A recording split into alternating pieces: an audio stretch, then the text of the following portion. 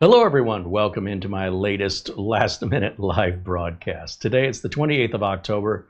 It is Tuesday, 2025. Last I checked was the year. Thank you so much for joining me today. I was not certain if I was going to do a video today because, well, quite honestly, the reviews have all been caught up and repairs and upgrades have all been caught up. So we're in a bit of a lull. Anytime I get into a bit of a lull as a self-employed person, I'm always wondering, is there ever going to be anything again? Did everything just stop forever? So far, things do tend to drop off in the past and then pick back up again, what we call feast or famine. So I thought, well, I mean, without anything really waiting on review and without anything waiting on repair or upgrade, I guess I don't have any content other than talk about the news, what's going on. Weirdly enough, as I was getting ready to broadcast, I got a Windows update. And it said, your computer's ready to restart. This ain't the second Tuesday of the month. Not only did it restart, but once it restarted, it wanted to restart again. So I don't know what this update was. I just experienced it minutes ago. And we can look into that as well as talk about what's on your mind. I know a lot of times when I do these live videos that I'm focused on trying to do a review or repair, I get distracted with, these squirrel moments where people will ask questions that lead me down a different path that distracts me from getting the work done, and the videos go on 3 hours. So what if we just take the time to make a video where my sole focus is on you and we can discuss whatever's on your mind. So welcome into our live chat. And listen, we have an amazingly supportive community here. And if it's your first time watching one of my live videos, we just want you to be kind. If you can't be kind, don't bother. But the best way to start is just pop into the chat room and say hello. And just watch what happens. We have just the most supportive and amazing worldwide community of any YouTube channel. And we would like it to grow and to have more like-minded individuals who would love to be a part of that, right? Forget me. Don't even think about me. Just think about the community, because I think the community is more than half the value of this channel. Take me out of it, still an amazing community that I would hope you'd want to be a part of. So that being said, hello to everybody joining us here in the chat room. Let me take a quick look and say hello. I know there's not going to be a whole lot of people jumping in since this was not scheduled. But to those who have already joined us, welcome into Jim Kenny, our friend Rick Lakes and Paul Vercher, Bob R. and Jonathan Fells, Mark Gaines, and of course Mara, our channel administrator, joining us here in the chat. And Spider-Man the Hero joins us along with Rare Apple, Random in Phoenix. Brad in Phoenix, very kind. Thank you, Brad. Kind words. Kindness will get you everywhere. Mark Baggett says hello. John Williams says hello. Jose Lopez joins us and says hello. And Rydar, I'm not quite sure how to say that name, says hello. And John Williams says hello. Welcome in, guys. Now, really want the show to be about you. If you have any comments, questions, or things on your mind, I'll do my best to provide answers, or I'll start Googling and asking ChatGPT. So I guess anything's on the table. With ChatGPT or Copilot, I can pretty much answer any question. It may not be an accurate answer, but I can answer it. But maybe it can lead us on the path to the truth or to a resolution anyway. And I was reading, I think it was hothardware.com, that Microsoft is planning an update 26H1, not 26H2, and only for certain computers in the first half of next year, which is just a few months away. I don't know what that's all about. I didn't really take time to read it, but since we're here, let me go over to, let's see, I'll just type in Google 26H1. I'll leave it at that, see what comes up. Should be some articles. Looks like NeoWin has posted it. They're the first one that pops up. You know what they say, if you want to hide something online, just make sure it shows up after page 1 of the search, because no one bothers to go to page 2, 3, or 4. No one looks past page 1. Probably a quicker way to say that. So what I'm looking at here, let me share the screen with you. Let's see what it says.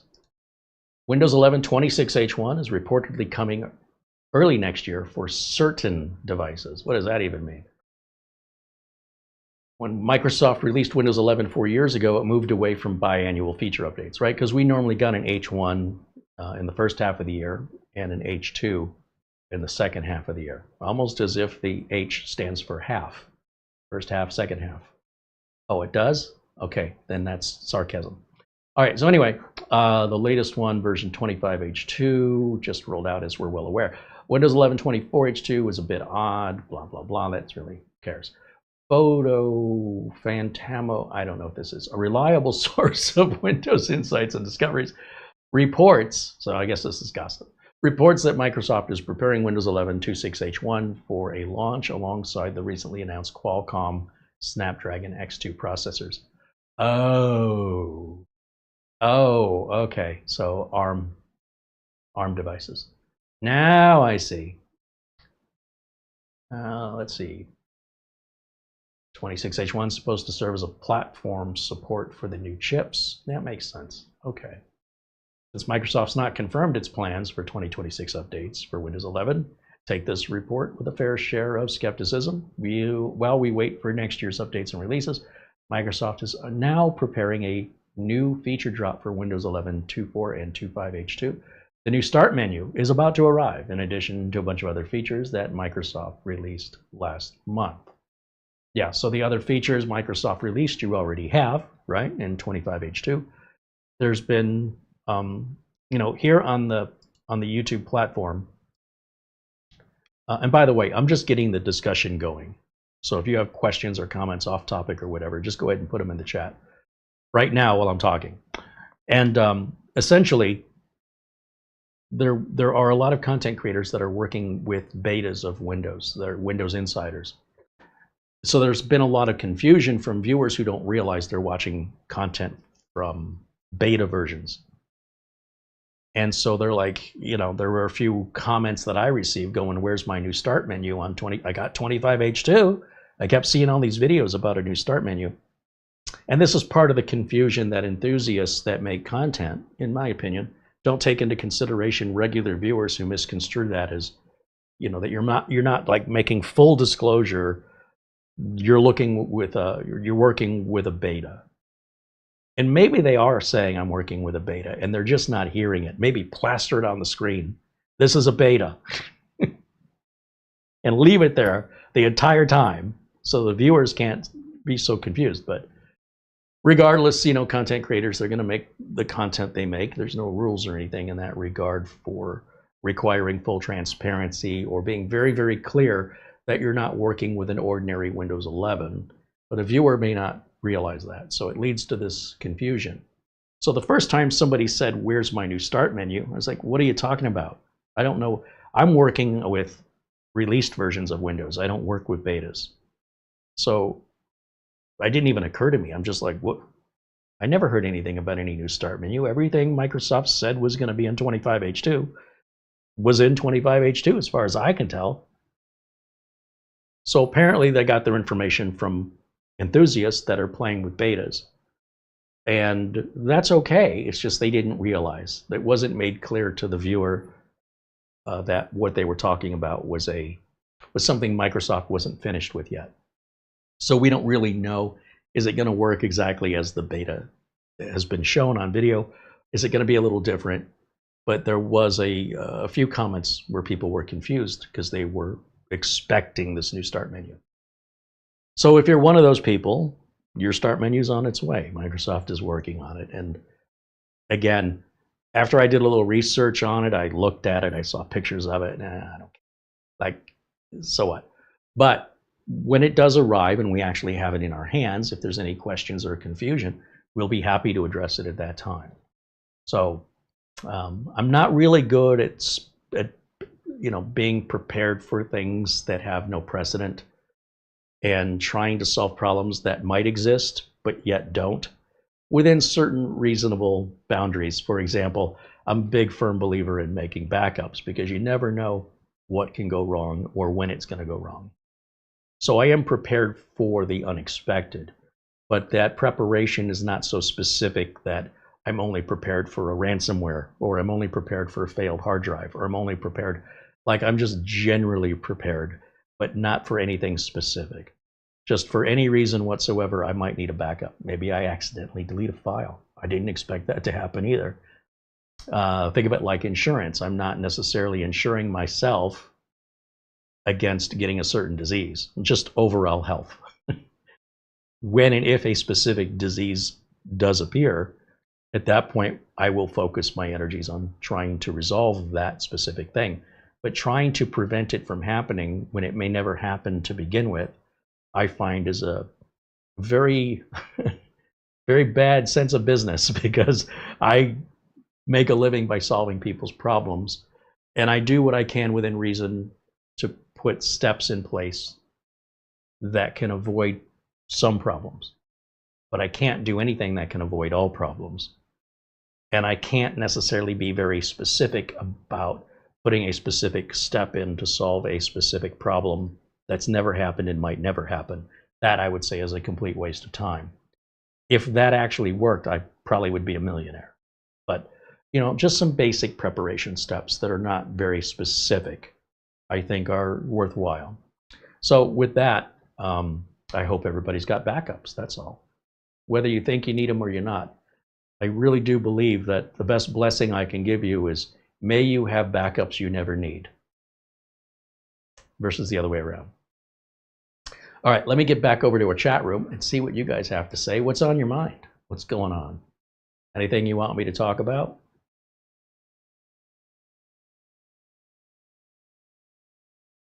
More people joining us. There's Dennis joining us here in the chat. Steve joins us from the UK. Murphys, is that what it says? Says hello, welcome in.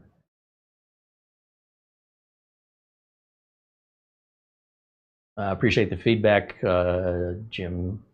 We did find some bugs and we're working on that. But I appreciate your feedback and I'm glad it's been a good experience for you. Eddie Casanova joins us and says hello.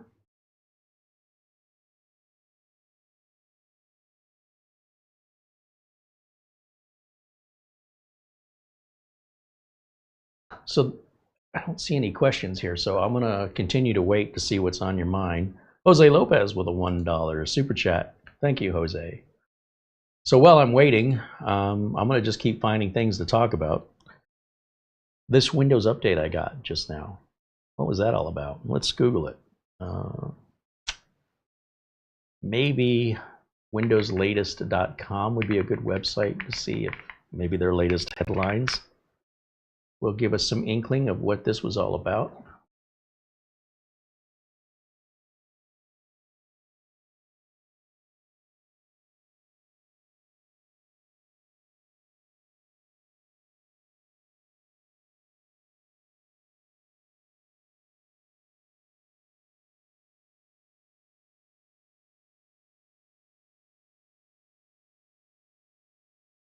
If there's an unrelated story, but one worth talking about.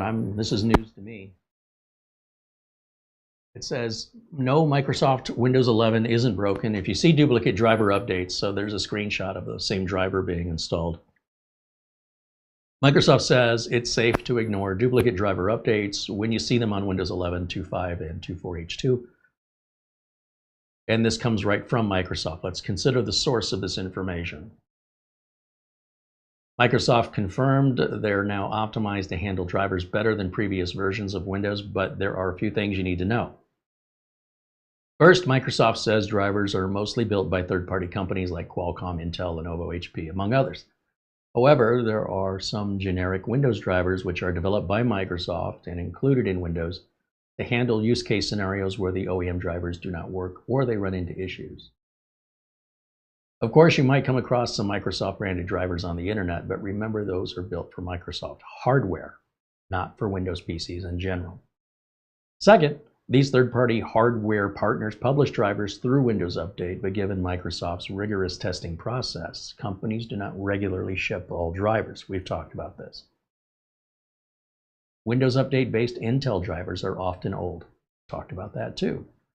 For example, if you really need a newer graphics card driver, you're better off to use the driver from the manufacturer's website than rely on Microsoft Windows Update. If you want the latest, preferably that's going to be more secure, have better security, give you better performance and reliability. In theory, that's what it should do. More importantly, what about driver names? Why is it so messed up? Well, this is another thing we've talked about, but it's worth mentioning again. Microsoft has their own versioning, but let's just read what it says here. If we take a look at the screenshot of my Windows Update optional update, I have an update from HP, version 1.83.4311.0, but then I have another update with a completely different version number for the exact same piece of hardware, 4.2.2494.0. Usually you think they'd be, pretty close together with regards to number sequence. But let's see if they go on to explain it here. Mathematically, the second driver is newer, but it's still very confusing. I've observed that drivers with the exact same name, class, and version show twice on the Windows Update page, but they're downloaded separately. Microsoft says you don't have to worry about driver names anymore, even if they appear duplicate. Windows knows which one is newer when you try to install the two versions of the exact same driver. Microsoft confirmed custom version numbers are not always preferred by the driver's provider, so they might use the same version, but Windows will, if Microsoft provides it for validation testing, they might give it their own version for Microsoft's system, whereas the driver manufacturer who made it will say that's not the way we number our drivers. So there's always been this discrepancy, and it can be very confusing to the average user, because we always encourage you to use the latest driver for the best experience of whatever hardware that goes to. So basically what they're saying is, depending on the driver's provider, their custom version numbers might not be intuitive. Yeah, because Microsoft's are. Microsoft noted in a support document that Windows understands when to install different drivers, even if the version numbers look older. Still might be a newer driver, and Windows will know this automatically. You don't have to make this decision. Device design often separates functionality across multiple drivers for efficiency, and this can result in multiple related drivers being installed simultaneously. Windows now compares the actual files of the driver update versus the version installed on the PC and retains the newer one. This means Windows can now pick the newest and better version automatically when it detects confusing driver updates with duplicate names, versions, or classes. Now, sometimes you might come across drivers from the 1990s or those when computers weren't even a thing. And that's not something you really need to worry about. Internal names, version, or weird dates are safe to ignore. Driver dates might look old, but it's not necessarily true. The driver date is descriptive info set by the driver provider and can be any date they choose. Microsoft understands how the original equipment manufacturers or smaller hardware companies can quote-unquote mess up the driver names. I don't think they see it that way. Okay, so it actually compares the files in the driver and automatically selects the best one. So that's good to know, right? Don't worry about it. Microsoft's got you on this. I believe that to be true. There's probably going to be some exceptions, but overall I think that's probably more applicable than not. I wanted to go back here and see if there's anything about this Windows update I just got.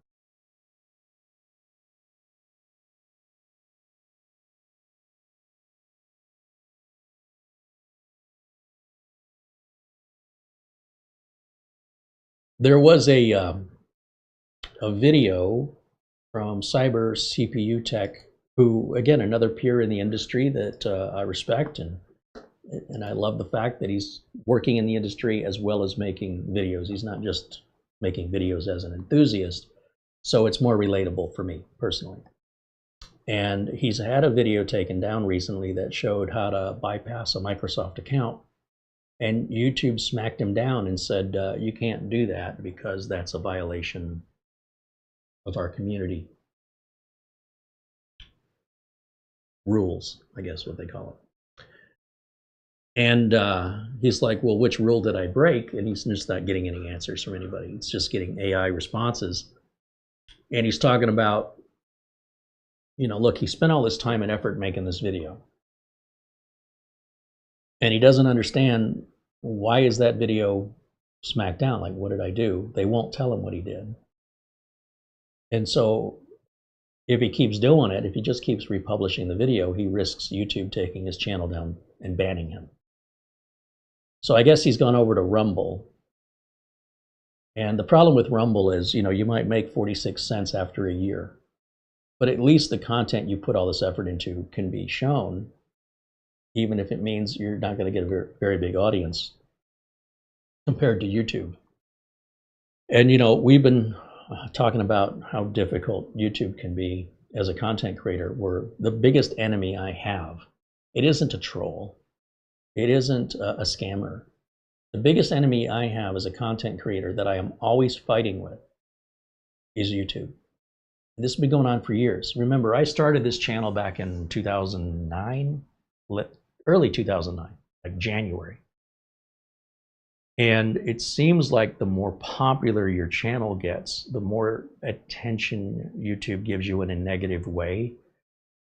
And what frustrates me, and I'll keep saying it until I'm blue in the face, is YouTube does not seem to consider your YouTube reputation.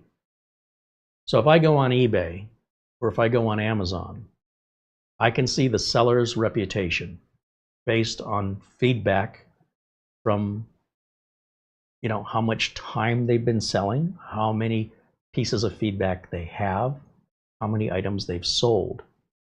And if I see a certain like low average of reports that they're not satisfying most people, I'm going to reconsider whether or not I want to buy the product from them. The same as the product itself will be reviewed. I'm talking about the person selling it. On Amazon, there's two different sides to look at. eBay, it's basically the same thing, where you're perhaps looking at a product that you've already decided you wanted to buy, and now you're trying to find it used or a cheaper price. And so now what you're considering is this a scammer selling it? Does this person selling have a history of selling? And overall, do they have good feedback? And over what period of time? I created my eBay account in 1997.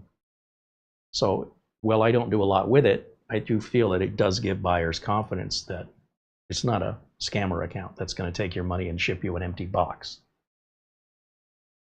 But YouTube doesn't use this. When YouTube gets a DMCA takedown requests or copyright strikes, there is no consideration over the potential harassment and discrimination that they are invoking on a particular content creator who's being held up to a higher standard than everybody else. It's not fair, it's not equal, it's very, very much discriminatory. And one of the ways that YouTube could automate this is to simply have the AI consider, how long has this person been a YouTube content creator? How often have we challenged this content creator and lost? So in my example, and I think in most content creators that I talk to, YouTube has lost 100% of the time for all of us. At no point has YouTube ever won, at least with the upstanding content creators. But YouTube's AI doesn't seem to consider whether you just created your YouTube channel yesterday, whether you have a lot of comments or a lot of subscribers. They just don't seem to consider that. Or how long you've been had a YouTube account. So if my YouTube account was created in early 2009, I've had a YouTube account nearly since the beginning, nearly. And how active have I been? Well, I've got well over 1,000, closing closely in on 2,000 videos. And out of all of those, how many copyright strikes or false accusations has YouTube levied against me? They then retracted when challenged. 100%. 100% retraction. And so the AI, you don't need a human for this, can simply weigh the odds of, are we just provoking and harassing an innocent content creator and being manipulated on behalf of someone trying to cause trouble or manipulate the system? Are we harassing and discriminating against a complaint-driven system when the complaints are not legitimate? So by the same token, they should consider who's complaining. Is the complainant somebody who is known, or is the complainant a new account? And of the complaints that this complainant files, how many are they losing before you just say, that's it, you can't complain anymore, you're vexatious, it appears that you're being a scammer, and you no longer have a high enough success rate to allow you to continue what is clearly scamming and harassment. It becomes like the boy who cried wolf, because what if one of their complaints is legit? Well, no, because the other 12 were absolutely not legit. You don't get that one, and you don't get any more.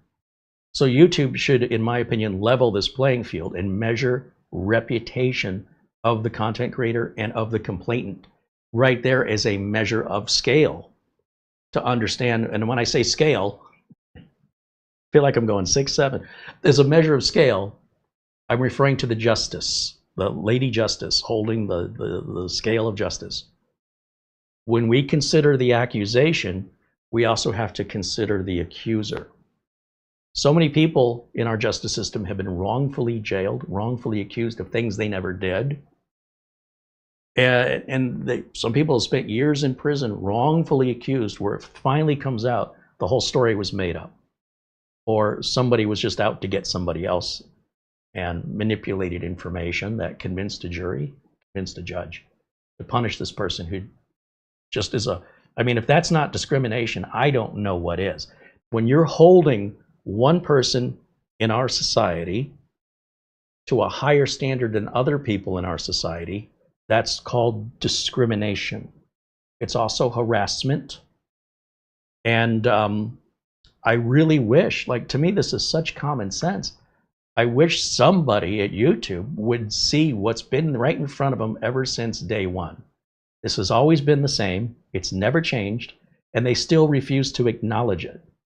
Like, no one ever thought, oh, maybe we should consider the reputation of the person that's accusing and the person being accused, and look at the history of how many of those accusations have been justifiable and how many have been completely found fraudulent or unjustified. And once you reach a certain number, okay, either way, that should be taken under consideration very heavily before moving forward with any action. But YouTube seems to act first. Like, it's just an automated response. And it's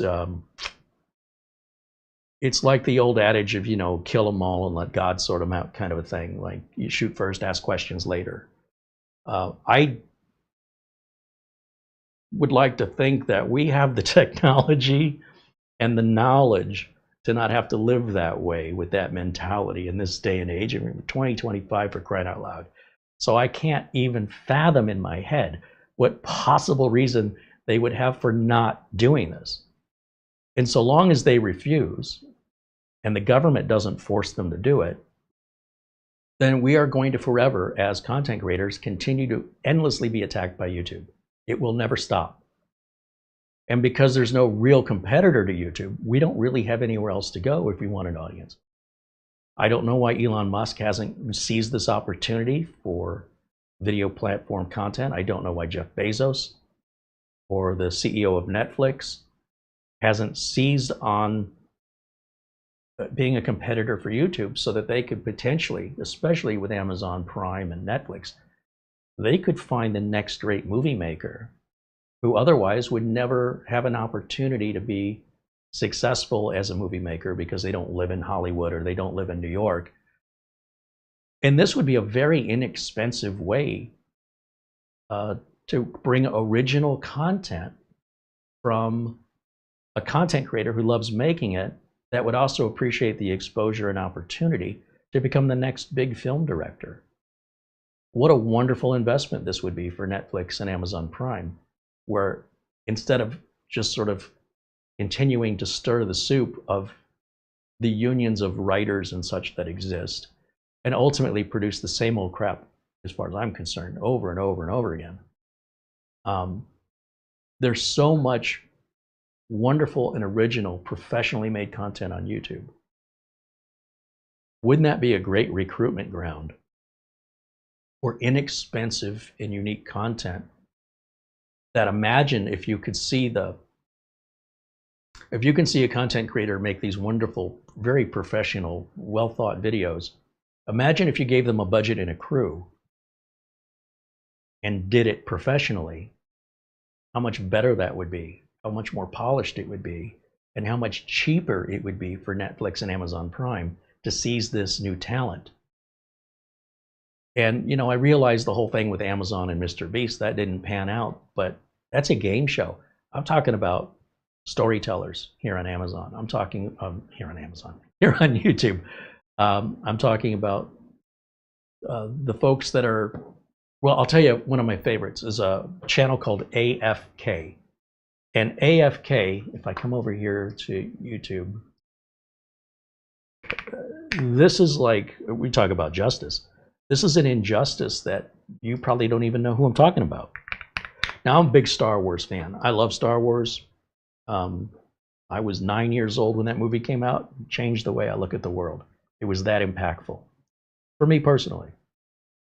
And I also have,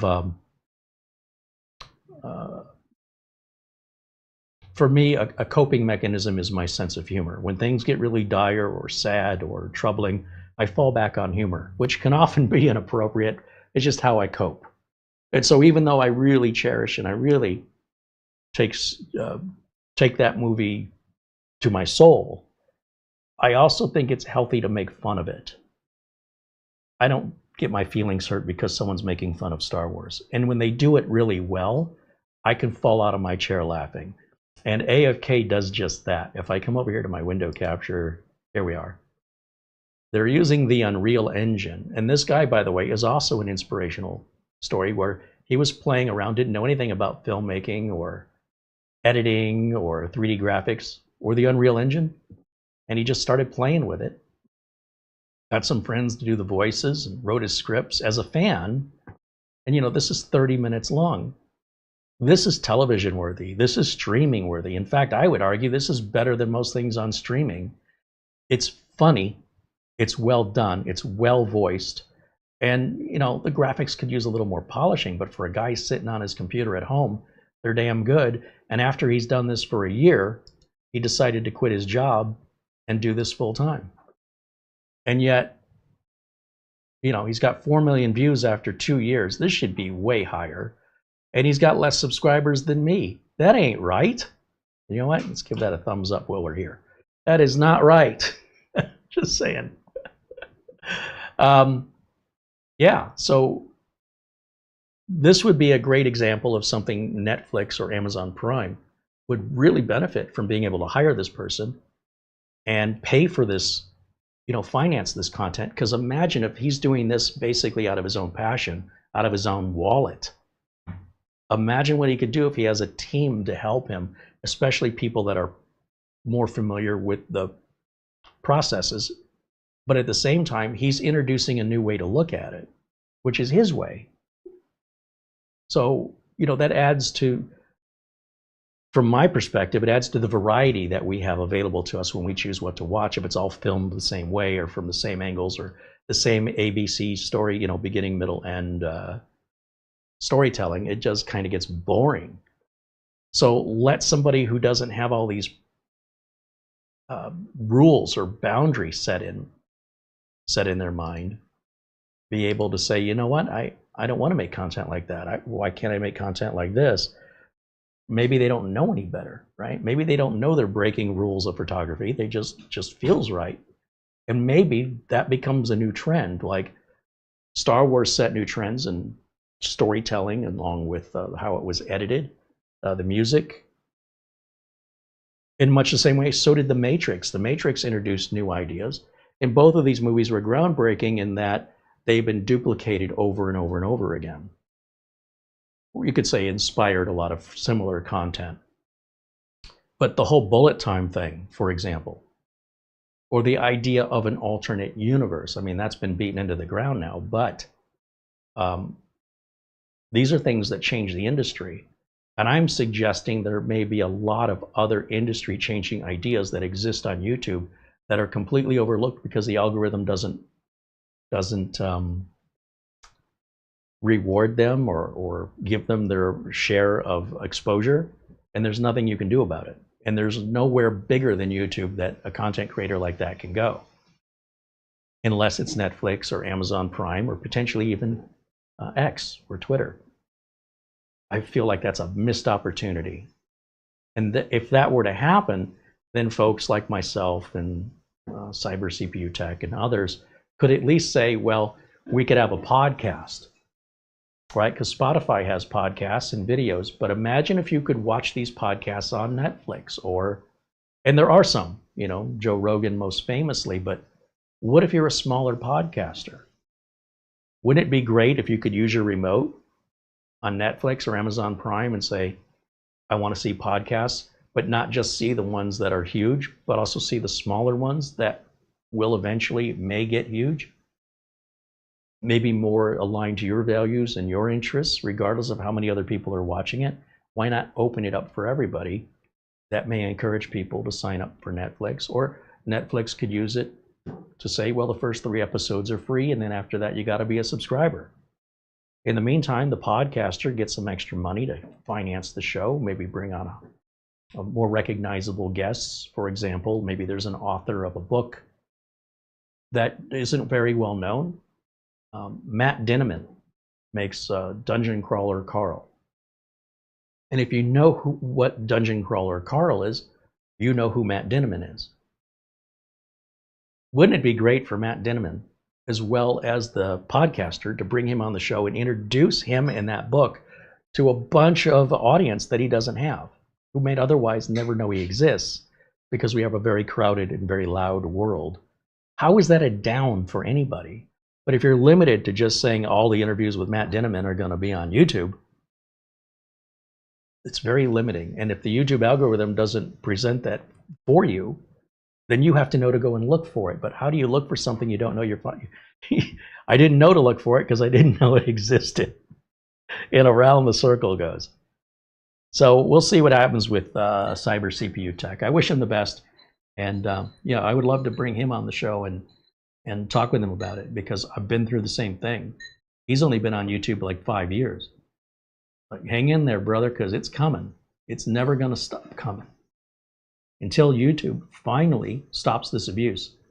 In the meantime, we all do what we can here, you know, and we have the community here, which makes us less impervious to the whims of YouTube. Basically, where the community is the armor that protects us.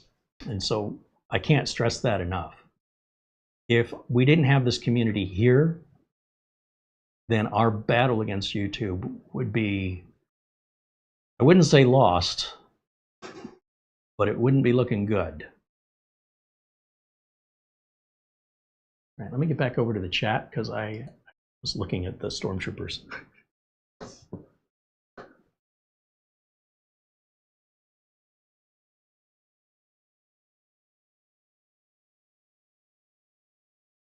Robert Jones joins us along with Doman 2000 and Dennis K. Welcome in, guys. There's Frankie B. Frankie says, hey, Carey and Mara, the mini PC's working great, especially the NVMe upgrade. Thank you so much. Well, thanks for the feedback. I live in a world typically where no news is good news, but it is nice to hear verification, confirmation that you're happy with it and it's doing well for you. David Graham mentions he also got a Windows update, his 3rd patch Tuesday this month. It is Tuesday, isn't it? Yeah, I think you're right. I think there was an update last Tuesday as well. Brad in Phoenix wants to know, Carey, what is the latest best equipment for a video editing motherboard with RAM video card power supply? Well, that's a tough question to answer because it depends on the kind of videos you're making. If it's just you talking to a camera, if you're filming it in 1080 versus 4K, if you're making a 3-minute video or a 3-hour video, if you're going to do a lot of edits, if you're going to do a lot of overlays, special effects, if you're going to add multiple tracks, there's no one size fits all for this. Generally speaking, if I had to give you an answer as vague as your question, it would be get the most you can afford, because there's no video production person that says this computer's too fast and too powerful for my video production. It's better to get more than you need so you can grow into it rather than just get what you need today. But a lot of times when people ask the question, nobody talks about the money. So the way you asked your question was if money was no object. And the problem is, in my experience, money is the first and foremost thing to be considered before I can answer your question. It's pretty rare I ever run into somebody that says, you know, I got a $10,000 budget, so I don't care. I got an open check. I just want what's best. And the problem is, if we don't start with what your budget is, then we really can't identify what would be the best recommendation until we know what that budget is. And that's going to determine everything. It's the same when someone says, hey, what's the best video card I could buy? Well, what's the best video card you can afford? The more expensive technology is, generally speaking, the better it is. Now, sure, there's scammers and scalpers and things like that, but I just mean talking about manufacturer suggested retail price. Overall, the majority of time, the reason it's more expensive is because it's faster. You could say, well, it could be because it's newer, but normally if it's newer, it's not going to be slower. It's kind of like I'll see a reviewer review last year's laptop, and then I'll see them review the same exact laptop this year. And you know what they often say at the end of the video? It's just like last year's model, only it's a little bit more money and it's a little bit faster. Who would have thought? So yeah, get the best you can afford. That's the best thing I can tell you. Now, if you're doing this for a business and you're going to make commercial content and people are going to pay you to produce videos, well, then you're out of my wheelhouse, because then that's more than a one-man band for most people. But I appreciate the question, and I'm sorry I can't be more specific, but I want you to understand you may not realize you just put up a bunch of obstacles that I don't know where the obstacles are and how high they are. So guiding you through the obstacle course is nearly impossible until I know what I have to guide you through.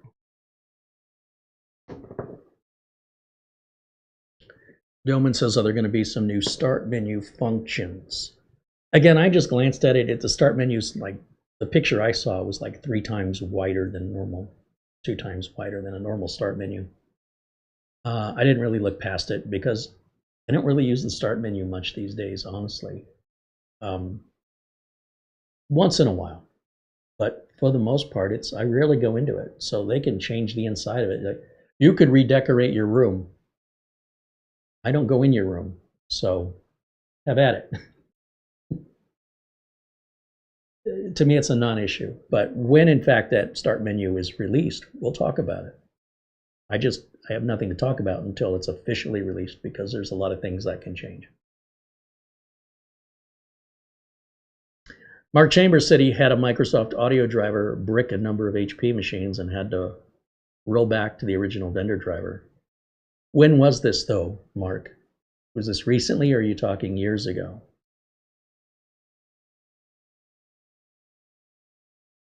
Again, I want to encourage your interaction here with me today, and I'll do my best to address any concerns or questions. I may not be right, and you may not agree, but I'm not ignoring you, which is the option. I prefer not to choose. I don't like being ignored. So, yeah, you get what you get, right? So I want to make sure that everybody has an opportunity to be heard, and especially if it's something I can be helpful with. Lana Dro says hello, as does Scott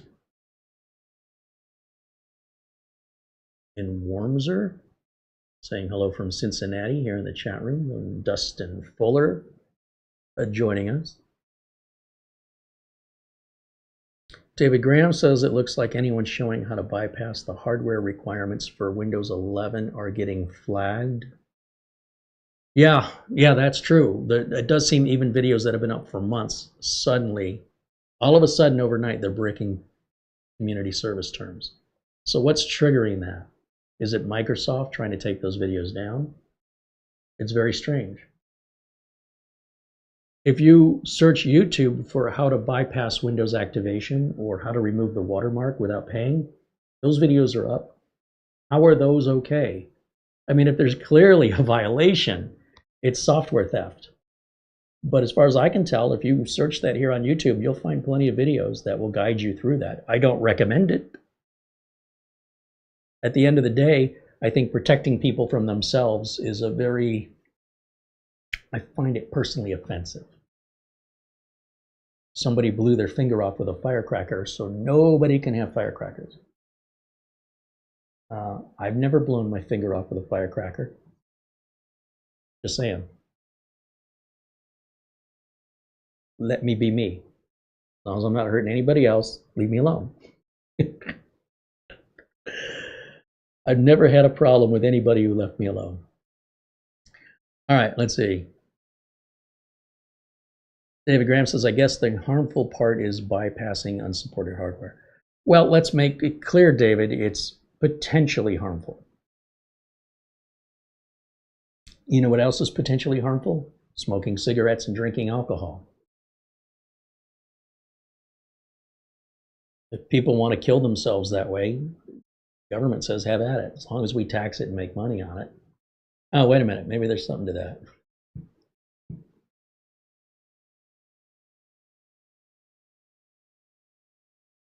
Yeah, I mean, if I want to go to a bar, smoke a carton of cigarettes, drink a keg of beer, take somebody home, give myself a deadly disease, nothing illegal about any of that.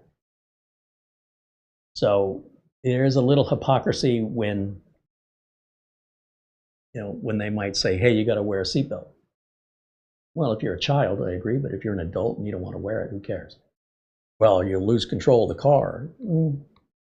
I mean, if your car's been hit that hard, you probably don't have any control. Your steering's all screwed up anyway. So, I mean, if you want to just do that to yourself, I think an adult should be able to make that decision. I think anybody with common sense would put it on, especially just to get a flashing light and beep to turn off.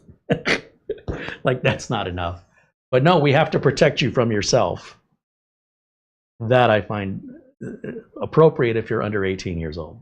But otherwise, it's sort of like being treated like you don't have any common sense. And, look, back in the 80s, this solved a lot of problems.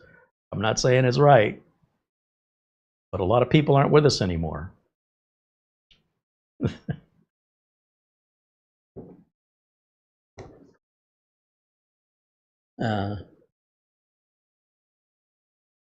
David Graham says, Cyber CPU Tech Channel just got his second strike.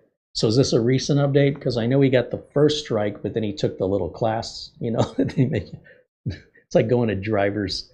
If you're speeding and you can go to driving school, spend 8 hours, and then they go, okay, there's no points on your record, and the ticket, you don't pay the ticket, but you got to pay for the class, which is 6, 7. I am way too old to do that. I apologize.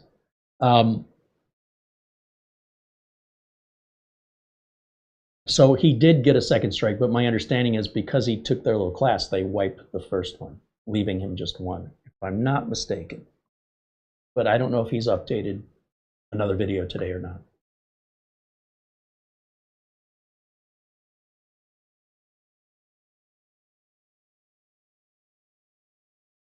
Frankie says, thank you both again. Well, thank you, Frankie. Thank you for all you do for us and for being such a loyal, kind, and supportive member here. It means the world to me.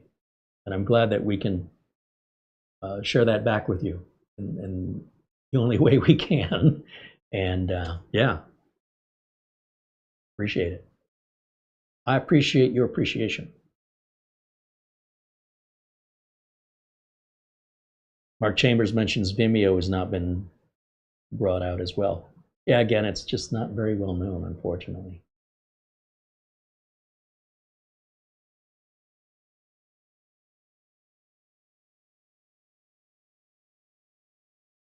David Herzog joins us here in the chat and says hello. Let me just get all the way to the bottom and work my way back up here.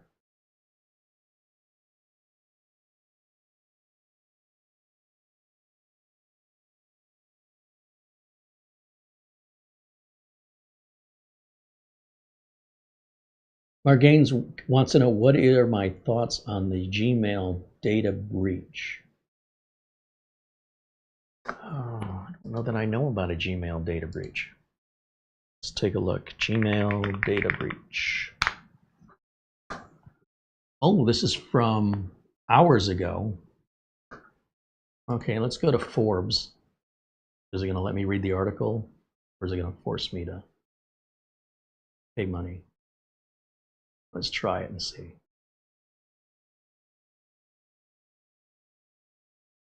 This is new to me, so I'm seeing this for the first time. Gmail passwords confirm part of 183 million account info stealer leak. Updated October 27th, yesterday.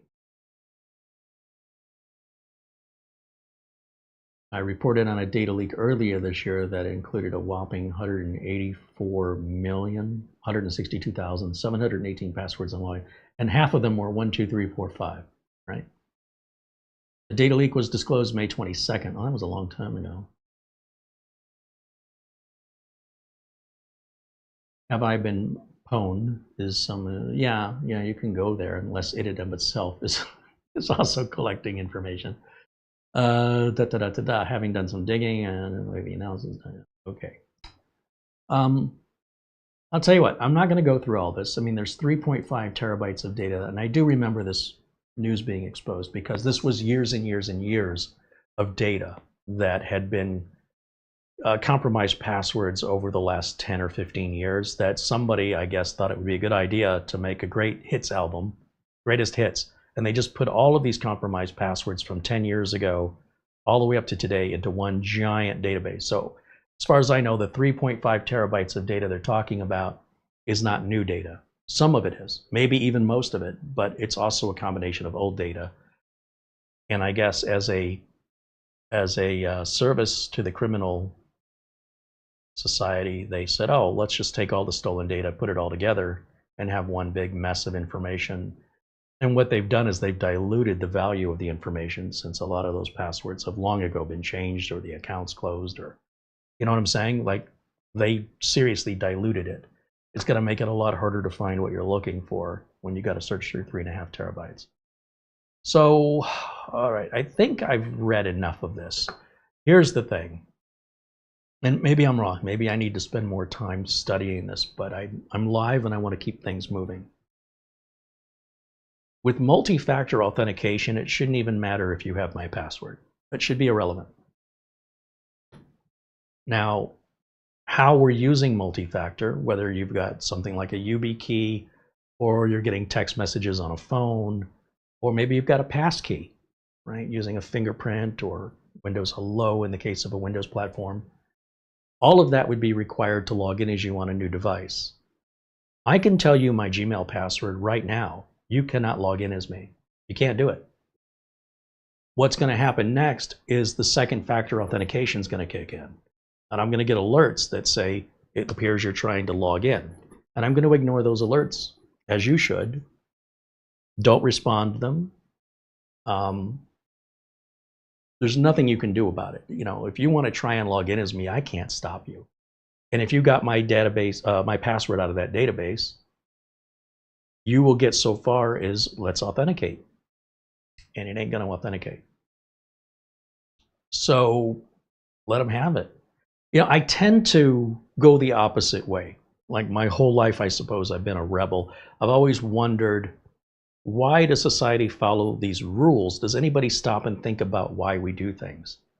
And I've told this story a lot, but I think it needs to be told again. A little girl notices that her mom cuts the end off of their Easter ham, and doesn't make any sense. Why? Or she's just asking, "Mommy, why do you cut the end off of the ham?" And her mother says, "Because that's how my mother taught me to do it. That's the way my mother did it. That's why I do it." So she says, Grandma, how come you cut the end off of the ham? Because Mommy does it, and she says it's because that's what you did. And Grandma says, that's the way my mother did it. Well, thankfully, great-grandma's still alive, and the little girl goes to great-grandma and says, Mommy and Grandma cut the end off of the ham. And they say I want to know why, and they say they do it because you did it. So why do they do that? And great-grandma said, I have no idea why they do that. I did it because my pan wasn't big enough. So all I'm saying is, let's take a minute and see if it makes any sense that the approach that all the other sheep are taking is the only approach, is the common sense approach, or are we just doing things because that's the way other people do it? I would have this argument with employers constantly. I'd say, why aren't we cloning these drives instead of reinstalling from scratch on the same systems we're deploying to the employees in this big corporate office with thousands of employees? We could minimize this labor. And they'd say, we don't do that. Right. That's how I started the conversation. So why don't we? Because we don't. No, I hear you. I understand. But how come? And they'd say something like, well, if you have a better idea, why don't you write up an essay going through the details of what you're doing now, how much time it takes, how much money that costs, what your solution is, how much time that takes, how much money that will cost. Put all that together in a presentation for about an hour's worth of presentation, schedule it in the next meeting. I can't do that. I won't get any work done. All right, then, that's why we do it this way. And I'm like, no, you do it this way because you say we do it this way. Why can't you say we can try other ways? No, that's not the way things work. Oh my gosh. Do you know why we do it this way? Why? Because that's what we say. But why do you say that? Because that's why we say that. You gotta love bureaucracy, you know? And sometimes we do things simply because we see other people doing it and don't really think why. When you're driving a car, there are rules of the road, and those rules, if followed, would never result in an accident. Never, ever would you have an accident if you followed the rules of the road. And the only time an accident occurs is somebody, or two people, both, either way, did not follow the rules. The rules pretty much are perfect. So the problem is getting people to follow them. And they make sense. You know, there's a reason why. That's very justifiable and understandable. And I don't think there's any harm if you don't know the reason why to ask. Explain it to me.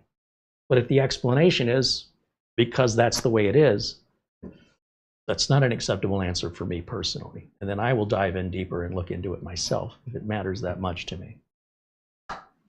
In the meantime, stop cutting the end off the ham, for crying out loud. I love that story because it rings so true, where people just thoughtlessly do things because they see other people doing it. And that's okay if that's how they want to live their life. But man, I don't want to go through life being a sheep. I want to absorb the world around me and understand it as best I can. And the more I do that, the more I find a lot of things are all the same. And I would like to use those as analogies in helping people understand. So for example, when dealing with technical issues, you know, I pride myself on being able to bridge the gap between the average user and a technical person, a translator.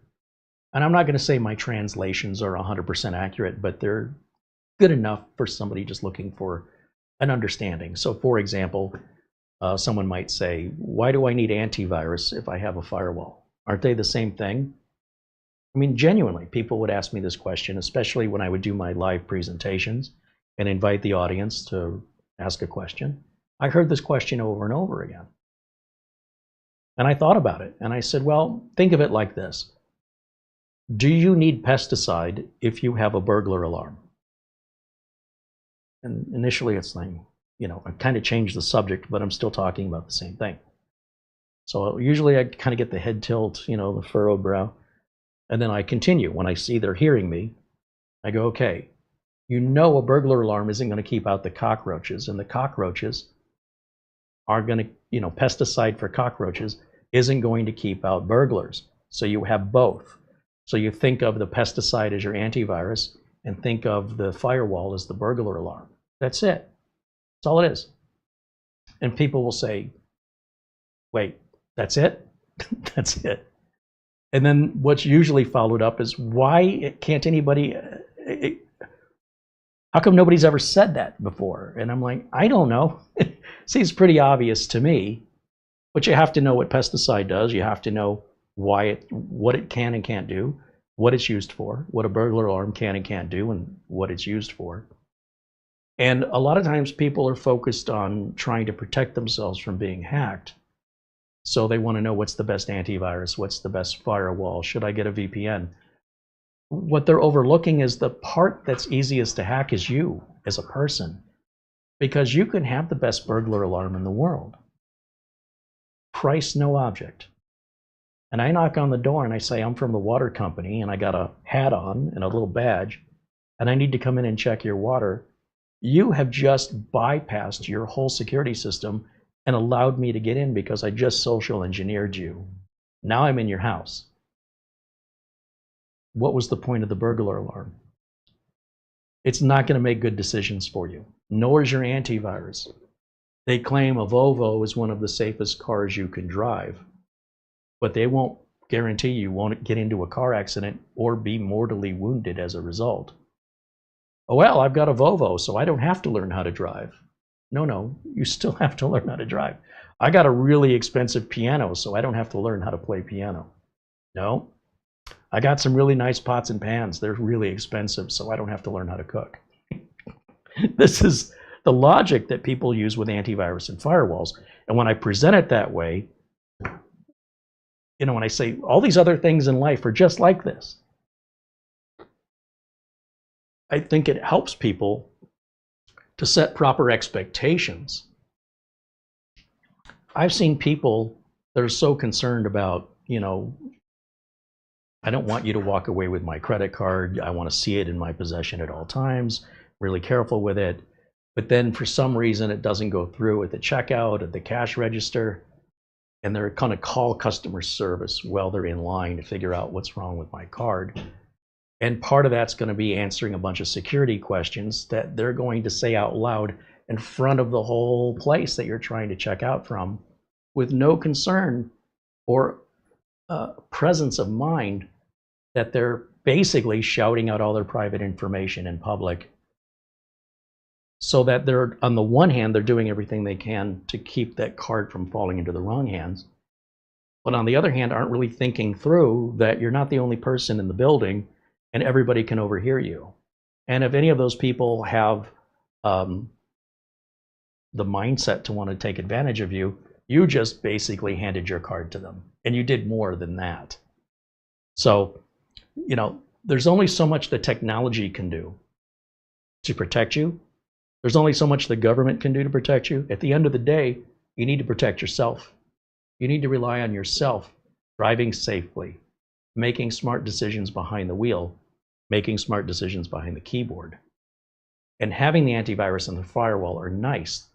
They're a nice little buffer, but they don't replace consequences from bad decision making. You're not immune or exempt from the same rules that we all have to follow in that regard.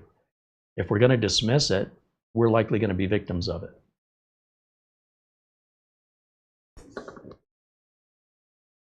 Where Apple says, I believe the Windows Update fixed mouse and keyboard not working in Windows recovery environment. Oh, interesting. That sounds more like a driver issue. I've not experienced it. Josh says, Carey, here's my question. Can I use Windows XP today? You said no one asked questions. Well, look, you can do whatever you want. You can ride a bicycle in the middle of the freeway. You're not supposed to, and probably be breaking some laws, and it's probably profoundly stupid, like just bad judgment. But you could play in traffic, as they would say as a kid. Go play in traffic. If you're not connected to the internet and you want to run XP, have fun.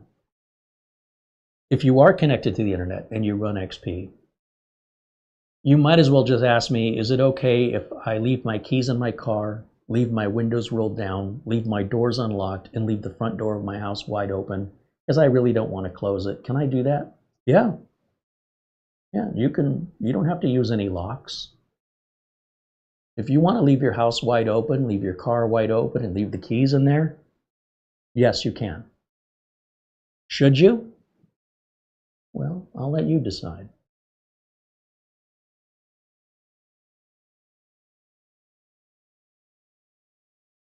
Frank Jimmy mentions back in 1999 there was a little short video called Troops.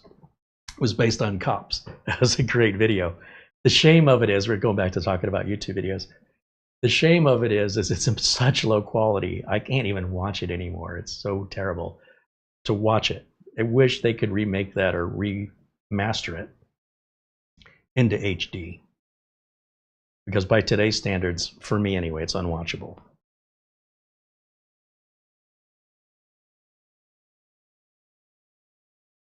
Dennis wants to know how long until everyone is using a YubiKey. Well, a YubiKey, you know, it has a downside too. And I think most people don't need it. I really don't think you need the hassle of a YubiKey. Now, of course, the bigger a hassle it is to you, the bigger a hassle it is to a potential hacker trying to steal your identity. So there is that.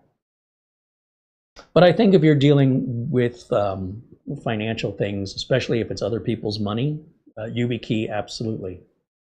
I continue to get questions about VPNs from people that seem to think that's some kind of protection when it isn't.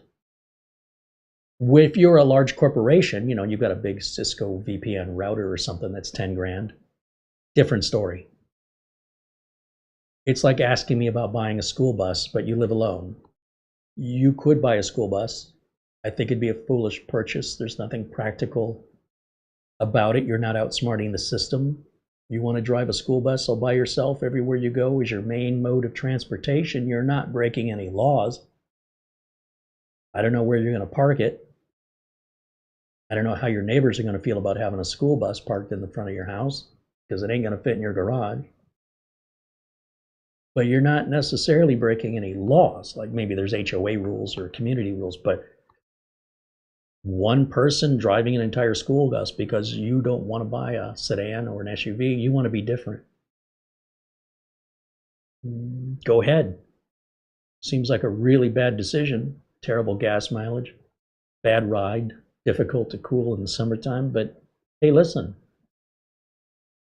there's things you can do and there's things you should do. One of my favorite lines was on The Simpsons when they're at the state fair and Homer Simpson is eating his deep fried hat or shirt. And Marge is like, "Are you eating a deep fried shirt? I thought they said you couldn't do that." And he said, "No, they said I shouldn't do that." So you're free to make decisions and you're free to make bad decisions. I'm not here to tell you which decision to make, but just be prepared for the consequences. That's all I want you to be aware of. And then if you're okay with it, I'm okay with it. I just don't want you to be surprised.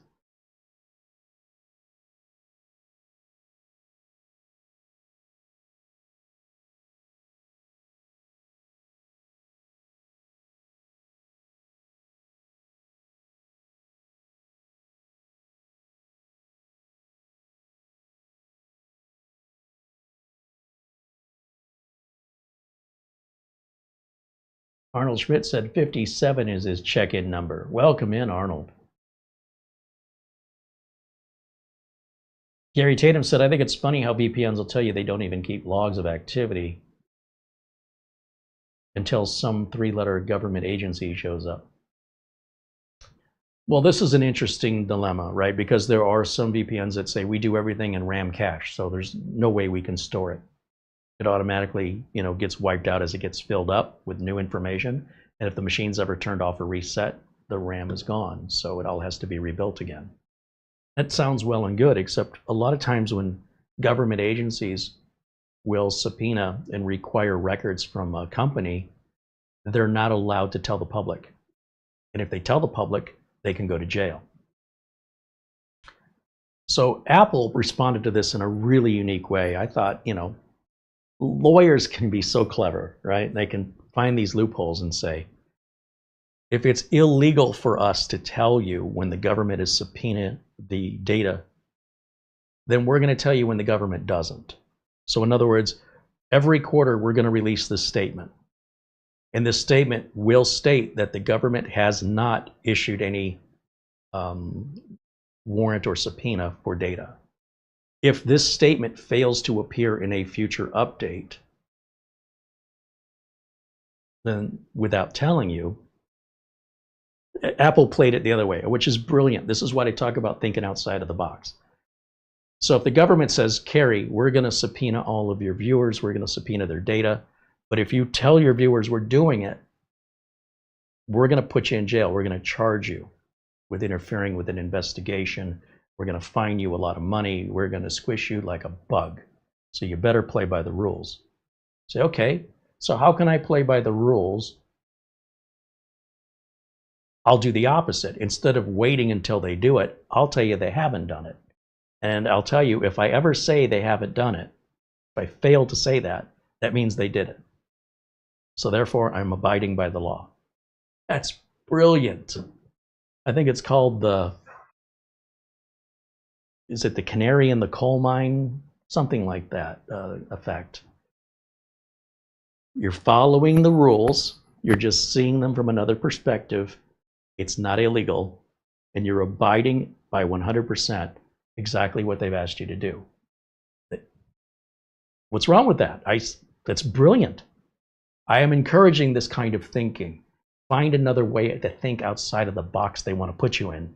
You don't have to be in there if you don't want to be. If you want to be, stay there.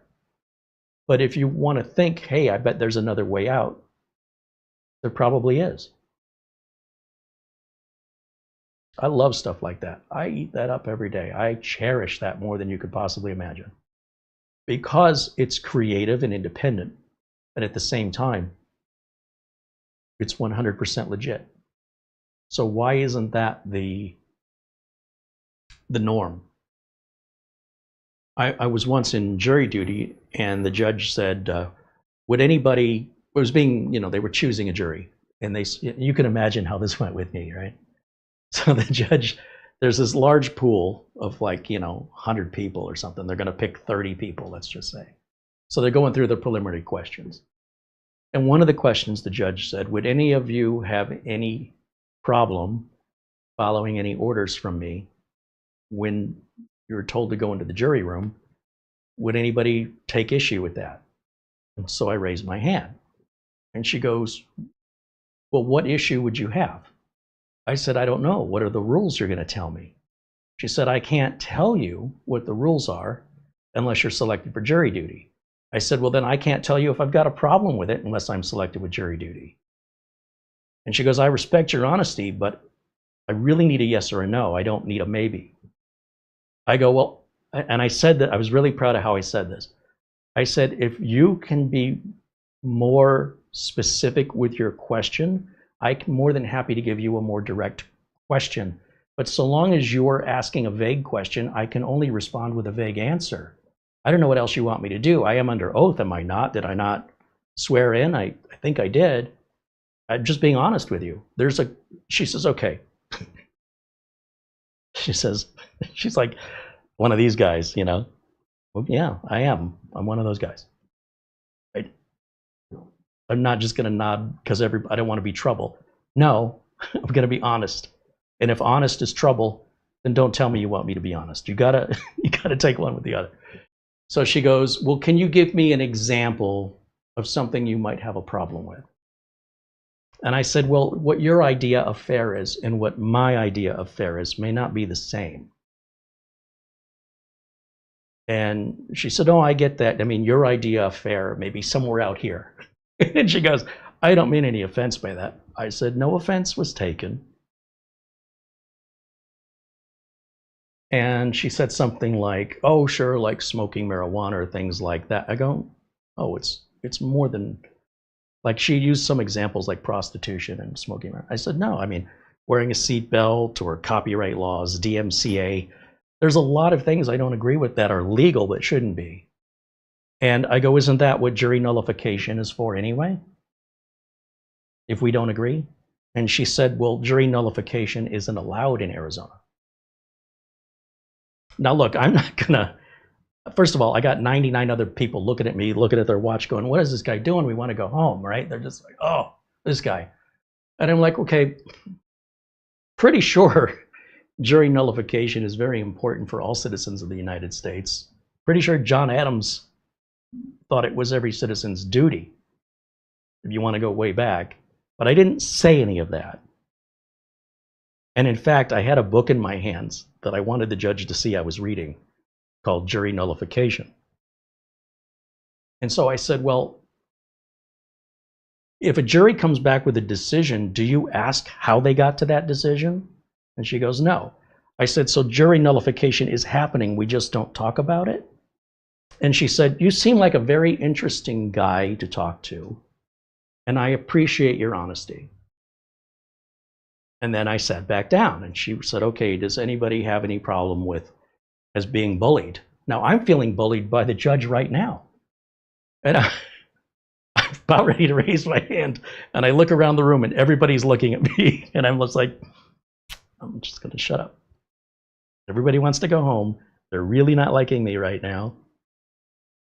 I'll keep that to myself. She doesn't need to know about the history of bullying I've suffered through, or what I feel like she was doing to me right then and there is a prime example of bullying, trying to manipulate my answer, trying to get the answer she wanted because my answer wasn't good enough, is a form of manipulation that I did not appreciate, and I certainly don't expect it from a judge. And I kept seeing jurors give in to this judge. The judge would say, would anybody have a problem with the police? Like if the police are representing one side of this, is there anybody that would be biased towards or against the police regardless of what they say? And this little old lady raises her hand. And she goes, well, my son works as a police officer, so I'd be very inclined to believe a police officer before I believe, you know, the other party. And the judge, rather than saying thank you for that information, instead manipulates this woman through intimidation. Because remember, the judge is sitting way up here in a position of power. People are pretty uncomfortable in a place that can rob you of your freedom and throw you in jail. So you don't want to necessarily, you know, be too bold and be in contempt of court and you're not going home today. So it's intimidation. And so the judge says, well, don't you think you could be unbiased and set aside your personal feelings in this case, you know, which we don't know anything about, by the way? And the little old lady says, yeah, I suppose I can do that. And I just was like, no, no, no, no. Now look, if I was a lawyer, I want her on my jury because I can twist and manipulate her at whim. She's so easily controlled and puppeted. Long story short, they didn't pick me for some reason. I don't know why. Darn, I could have made $12 a day and abandoned my real job. Oh, darn. But I was honest, and they didn't want to hear it. In fact, the easier you are to manipulate and the less you know about your rights, the more likely you'll be selected. So if you want to be on jury duty, I guess you should lie, tell them what they want to hear, and then once you are part of the jury, then show your true self so that you can ensure that what you think is justice is going to happen. Which feels like a dishonest way to be able to be a part of the justice system that you feel is right. Because if you feel it's right and they don't, they'll never select you for the part of the decision-making process of the jury. It's kind of messed up. At least I think so. And you know, look, I was very uneasy in there. I wasn't very confident talking to the judge. I was confused. And I don't want to be found in contempt of court. I'm sincere and I'm earnest, and am I getting this wrong? I don't want to be trouble. But how can anybody in this room answer your question honestly when they don't know what your orders are going to be unless they don't care? I mean, if I followed that judge's rule, and I wish I would have said this, I would have had to have punished Rosa Parks for not moving to the back of the bus because by law, without jury nullification, I would have no choice because I agreed the judge said I have to punish her. No, I should not have to punish her. And that's an example of jury nullification going against the legal system, saying we're not going to punish Rosa Parks for not moving to the back of the bus. If I lived in the time of slavery and a slave was running away and came to me for help, and I decided slavery was wrong and I'm not going to help the owner get their slave back because I don't believe in it, I could go to jail. And so in many cases where that happened back in the day, jury nullification overrode the law and said, this is a wrong law. We're not going to punish somebody because they refused to help a slave owner. That's insanity. And so throughout American history, jury nullification has been a very important part of our justice system that prevents the overreach of government power and ensures that things are kept in check. So for the judge to tell me that it wasn't legal in Arizona, I don't know. I'm not a lawyer, but I don't think that's true. And I wouldn't say that to the judge because I'm not an idiot. And I don't care enough about it to do all the research, but nonetheless, it was a strange experience. And I'm sure the judge felt the same, and probably everybody else. I was the only one. Everybody else was just raising their hands and nodding their heads. They just wanted to go home. And I'm like, no, I don't care if I'm here all day. I'm going to be honest first. And boy, society in that jury room. And here's the thing, they were really scowling. And here's the thing, when I was walking out back to the parking garage of the courthouse, along with all the other jurors, one other person in the jury room came up to me while I was walking on the sidewalk, and she said, I really appreciate what you had to say in there. It made complete sense. And all I could think was, well, where were you 20 minutes ago when you left me hanging? You witnessed me hanging and you wouldn't help? But anyway, I was like, okay, thank you. Appreciate it. Because it sure felt like the whole room, the energy was all turned on me. I'm answering a question I was asked honestly. And it really just seemed to me they just wanted to go home. Is that who you want on your jury? Somebody that just wants to go home? I don't. Just tell them what they want to hear so we can go. Crying out loud. I mean, this isn't like we're ordering at a restaurant. This is somebody's freedom at stake.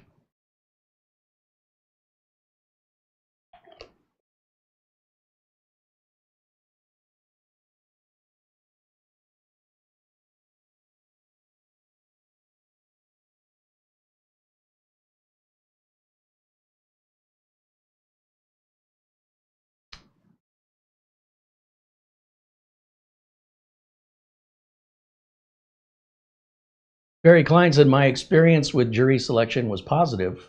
First, both prosecution and defense have a number of strikes, and they can disqualify anyone for any reason. That's right. Yeah. I wasn't even talking to either of the prosecutors. I was talking, this was the judge asking. And yeah, whatever that next phase was, I guess I wasn't included in, where perhaps then the prosecutors and the plaintiff and the defendant then whittle down from that pool, I guess, because that did not happen in this initial first round. And then when they came back, they selected, I don't know, maybe 30 or 50, I don't remember, for round two. And then I think they whittled it down one more time, but I wasn't around, so I don't know.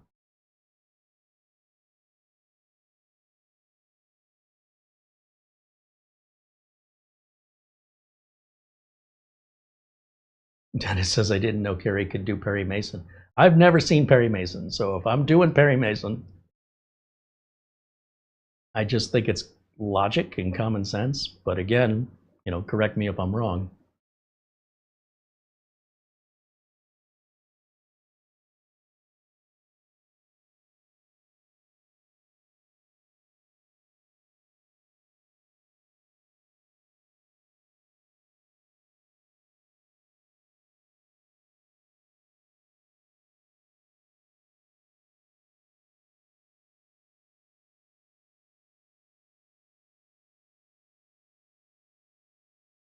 I'm just looking to see if you guys have any other questions I can answer for you or provide a perspective on. I think is worth considering. I think there's a lot of things in life that aren't black and white. And so much in life I see people that they don't want to consider anybody else's perspective but their own. And that's their choice. But I was raised, for whatever reason, I was raised to understand what motivations people would have in a disagreement and to try and work in a compromise. To be able to say, hey, how about if I give in to this for you, and then you give in to this for me, and we'll make a deal, right? We'll compromise. We'll each give up something we want, and we'll each get something else we want. That's the way I was raised, and that's the way the world was until, about 15 years ago. It seems like everybody wants things their own way, and to hell with what anybody else wants, which is great if you're 12. That's a world you can live in. I don't think it's very productive as an adult to be so close-minded as to think your way is the only way, or to believe that if somebody agrees with you, that makes you right. Look, everybody agrees with me. Yeah, you're all wrong. Or maybe it's not a question of right or wrong. Maybe it's a question of perspective. You might say that this Gatorade bottle is half full, and somebody else might say it's half empty, and that's all there can be. It can only be half full or half empty. No, that's not true. Well, what else could it be? Well, it could be the bottle's too big. It could be the bottle's too small. You see, the way you look at things, and the way you look at things is a choice. And this is very important as a computer technician. If you're going to be efficient, if you're going to be good, you've got to be able to understand the philosophy behind perspective. And if you're really, really good at it, you will likely get to the solution faster. At least that's been my experience. If you refuse to see the other angles, then you're not really seeing the whole picture. And that concerns me in society today, that people put these blinders on and they don't want to. It reminds me of Hitchhiker's Guide to the Galaxy, where they have the glasses that turn dark. So if you don't see anything that scares you, you won't panic. And I'm thinking, this kind of seems appropriate right now. I think we live in a world filled with a lot of different values and perspectives and different purposes behind why people feel passionately about something that somebody else could care less about. Why somebody might think they're all important when we don't even know who they are, and why they're so delusional over their self-entitlement. But they're not breaking any laws. They're not doing anything wrong. I just don't share those values. And whether you agree with my values or you disagree with my values is irrelevant. If you agree with what I'm going to have for dinner tonight, I don't care. I'm still going to eat what I'm going to eat. It doesn't matter if you like it. But I also don't need you to come in and tell me not to eat that. Like, unless you have authority, you're overstepping, and there's nothing you can do about it. In the 80s, we used to do this. We used to challenge authority, which could be coming from other kids, or it could be coming from other adults, or could be the principal of the school, and they'll say, you need to do this. So go on your permanent record. Okay. The thing we did in the 80s was this phrase, make me. Somebody with no authority trying to tell you what to do, or trying to force you to give an explanation to them that's none of their business. All I can tell you is, if you don't hold any authority and you try telling somebody what to do, expect resistance, right? So if somebody says, you need to tell me why you did this, or what? What business is of it of yours? None of your business. I don't have to answer to you. Who are you? Now, if you're my boss and you can fire me, then you have some authority. If my boss comes up to me and says, I want to know how many smoke breaks you had today, and I'm like, I don't have to tell you that. You can say, you can pack your stuff and leave and don't come back. But if a coworker comes up to me and says, how many smoke breaks have you had today? How about none of your business? Don't you have other work to do besides looking at what I'm doing? Find something to do. Go away. If you have a problem, go get mommy and daddy. Go find your authority figure and have them talk to me. You're out of your lane. It's just common respect, man. I don't know what happened to it. It frustrates me when I see the press interviewing the president, and it doesn't matter which president it is. It's been like this for some time. All respect and decorum has gone out the window. You know, we used to take off our hats when you walked indoors. It was considered a mature and polite, chivalrous, considerate, thoughtful thing to do out of courtesy for other people. Those days are gone. We used to hold doors open for people that might be behind us. I still see it sometimes. But it used to be kind of a given. These were the common courtesies we extended to one another in public. And again, I probably sound like an old man, but I don't know any better. This is how I was raised. And now people don't want to follow the rules anymore. And instead they'll say, well, you only follow those rules because they're old. I guess. I mean, I don't know what's wrong with that. I would rather hold a door open for somebody and have them say, I didn't expect you to, or even just ignore me, not even say thank you. Because it's my karma. It's what you put out is what you're going to get back. If you put out nastiness to the world, expect to get nastiness back. But when you put out some form of compassion or consideration for other people's disagreement, and you want to double down because you're somehow thinking that's insulting you, it seems like you don't have very much confidence in your beliefs. But if you firmly believe things, it doesn't matter if other people agree with you. It doesn't even matter if you're wrong, because it's only affecting you. It doesn't affect anyone else. So if it's not your business, who cares? It's just a much better way to live life, I have found. Now, if I see something that is very wrong, if I see somebody being injured, being beaten up, I will jump in and involve myself because I feel it's my moral duty. But I'm not obligated to, but you won't stop me. If I have a particular issue with somebody and that person needs help, I'm still going to help them. I don't dislike somebody because they disagree with me. That's irrelevant. And when I share my ideas and my values with my audience, I'm not trying to bring a call to action. I'm not trying to convince you. What I'm trying to do is encourage you to think on your own. And I'm saying, before you make a decision, have you considered another perspective? So if I'm reviewing a product and I don't like the product, maybe I hate the product, worst thing I've ever seen, I still go out of my way to find something good to say about it. And the reverse is true. If I love a product, I'll try and find some way it can be improved.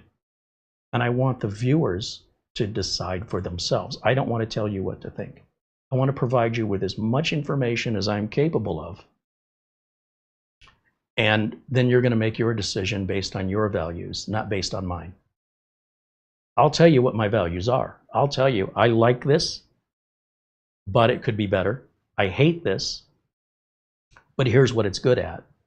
And I want you to take that information and I want you to distill it down to what your values and your expectations are, which are yours. You're allowed to have them. And I hope you do. I hope you just don't follow people blindly and just agree with whatever somebody says. You can. I hope you don't. But if the person talking isn't offering you another alternative perspective, and you don't know enough to go and look for it yourself, then the answer may be very obvious and clear because you don't have all the information. And I want to encourage our independence and our free thinking, and I want to encourage us to have our own individual values. I'm not going to tell you which candy bar is the one you should eat, what haircut or tattoo you should get, what clothes you should wear today. Who cares? This is what I like wearing. I'm not trying to sell it to you, and I'm not asking you if you like it, because it doesn't matter. But when you're in a position of authority, when you're somebody who has power, so let's say Mr. Beast wants to give me some tips on how to make better videos, I am all ears, okay? But some random viewer who I don't even know who they are, they don't introduce themselves, and they immediately come out as their first introduction to me, instead of saying, nice to meet you, let me tell you a little about myself, they're completely hidden. And they think what they have to say matters, but if I don't know where the information's coming from, I'm going to dismiss it as noise. If Mr. Beast disguises himself on my channel as a troll and starts giving me legitimate video improvement tips suggestions on how to have a more successful YouTube channel, I'm going to dismiss him. I don't know who you are or who you think you are, but this is unwelcome and nonsense, because it appears that it's coming from a troll or it's coming from somebody who doesn't respect my beliefs and my values. And that's where I draw the line, is I say, well, that's just not respectful. You know, we're allowed to think differently without being offended. It's okay. If you need other people to agree with you, I would suggest you really don't have those beliefs at all. Because if you truly believed what you think you believe, what other people, whether they agreed or disagreed, wouldn't matter. And you may not see any value in that, and that's okay too. For me, it's very important. But for you, you could care less. Maybe. I'm okay with it. It doesn't matter. So I would like to see more people come together with a free exchange of ideas, with a willingness to sacrifice something to get something they want. Sacrifice something you want to get something else you want. Because here's what happens. And my nephew was visiting with me, and I posed this question to him. He really cares about the environment. And, you know, nothing wrong with that. And I said, it really doesn't matter what you think of the environment unless you're going to run for office and you can actually make some change.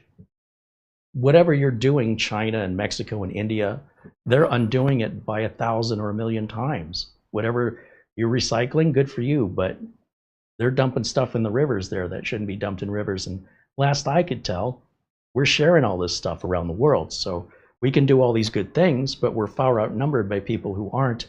And at the end of the day, is it all worthwhile? But if you're in a position of power, maybe you're a representative at the UN or I don't know, the World Health Organization, and you can have an impact. This is a different story. Now you're in a position of influence. And when you get there, I think that's great. I hope you use it. But what if, and this was the question I posed to my nephew, what if I said to you that I would put you in a position of influence if you give me what I want? And let's say I own an oil company and I want to drill in the Grand Canyon. And don't worry, it won't be where any tourists are going to see it. It'll be off the beaten path, tucked away in a corner somewhere until I get all the oil out of the ground, and then I'll take it out. And in exchange for that, you now have influence for all these other things you care about that can make a difference in the world. Would you make that deal? And he said, no. I said, well, then nobody wins, because now if you're not willing to give up one thing, if you're going to dig your heels in, then you're also giving up all the other things that are important to you. So I'm asking you, you give me this one thing, and I'll give you those other things you want. You won't make that deal? He said, no. And I go, that's the problem with the world. If you only want to take and you don't want to sacrifice anything, then we're in a stalemate and nothing gets done. There's no progress. It's not good for morale within society itself. There's no sense of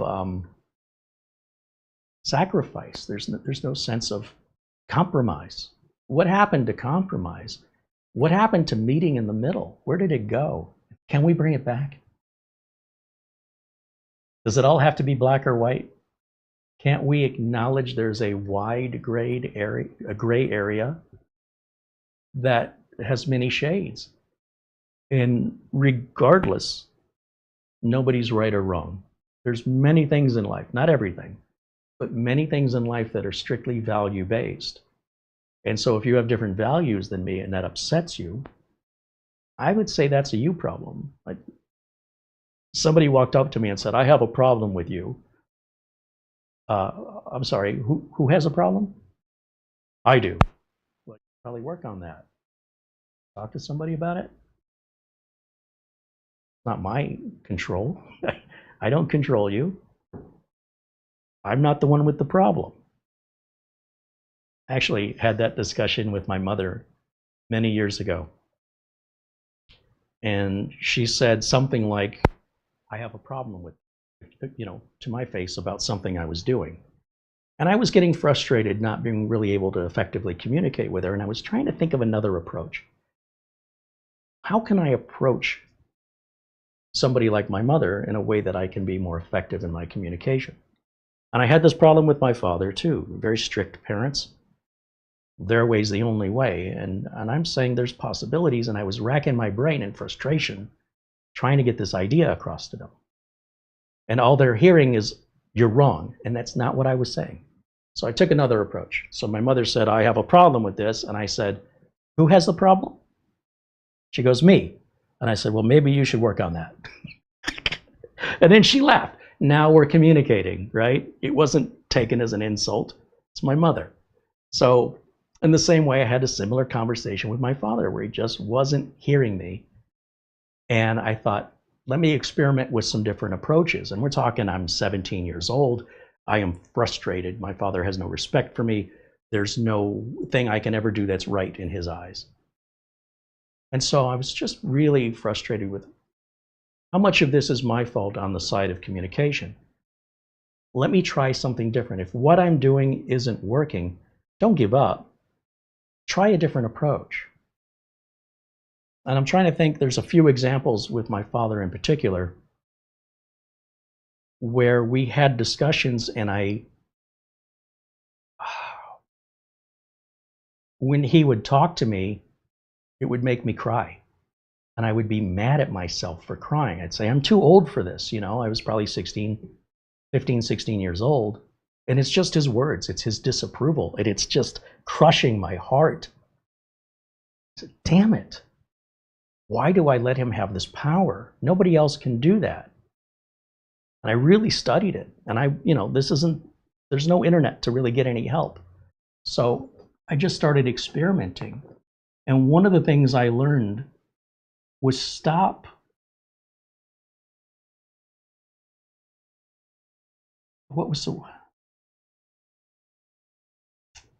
it's okay if somebody hurts your feelings. And to say to them, instead of acting it out by crying, say, what you just said just hurt my feelings. I think there's a lot more power in that, because I feel like the act of crying is making you a victim, and it's making you seem a little immature, at least the way I was raised. So rather than actually cry, express how you feel. Tell them, what you just said makes me want to cry. Wow, that was a massive difference in the reaction I got from my father.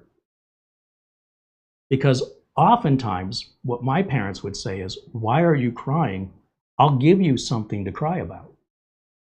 So I realized that wasn't a good way to communicate.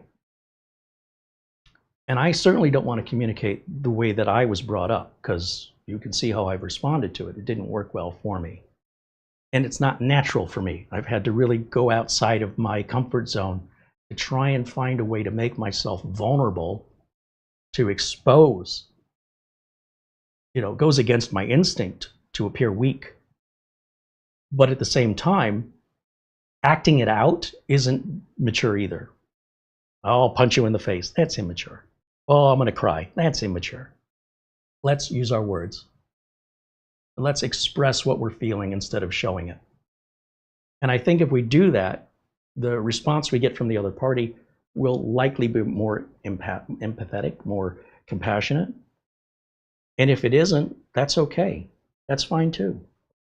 If that's how they want to react, you've done what you can do. There's nothing more you can do. Conversation's done. So be it. You know, any relationship requires two people who want to be in it.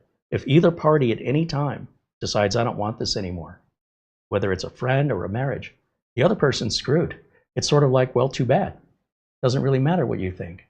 If the other person says we're done and there's no negotiation possible because they won't hear it, there's nothing you can do. Accept it, move on. Cut your losses, start again. On the other hand, if two people do really want to be friends or maintain a relationship, if both people want that, then nothing will stop them from working out any differences. But if either one of them decides, I'm done, that's it.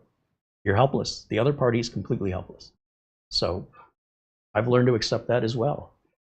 If If my door is always open, but you refuse to walk into it, there's nothing more I can do. Other than let you know, if you change your mind, I'm always here. I don't shut people out.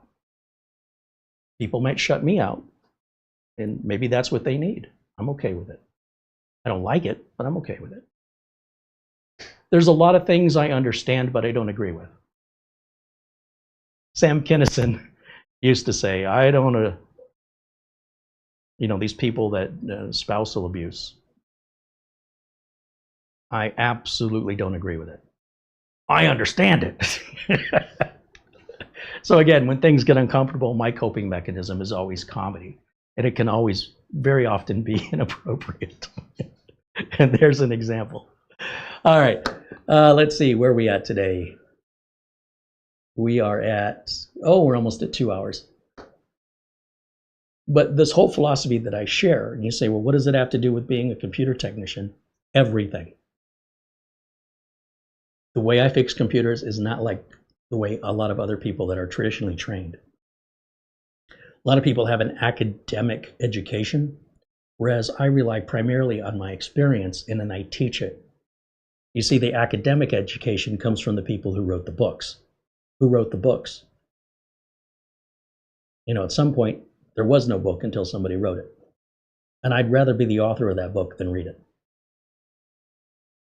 Not in everything, but I mean, in this example, I've written a few books and I share my experience and my take because I feel like most of the people in my community,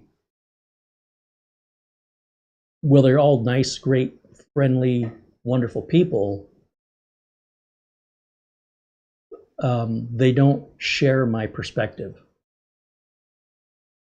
Doesn't bother me one bit, but I will offer that because I want to make sure that those people have the same consideration as anybody else, right? They're free to do it however they want, and then I expect me to receive the same in return. So, yeah.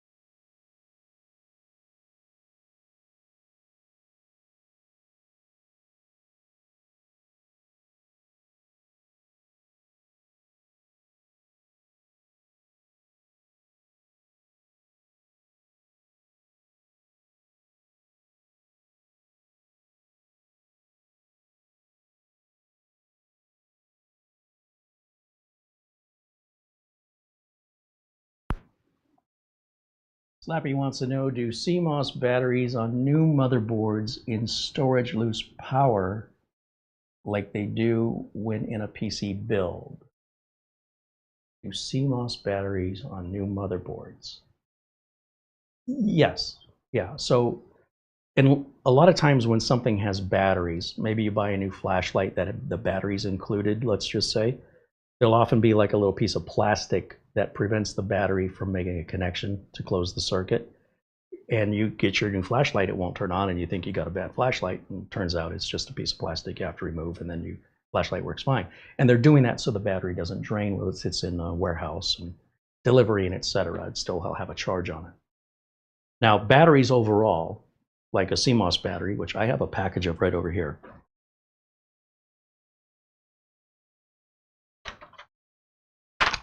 I go through these like crazy, you know, so I'll just get some relatively inexpensive ones off Amazon.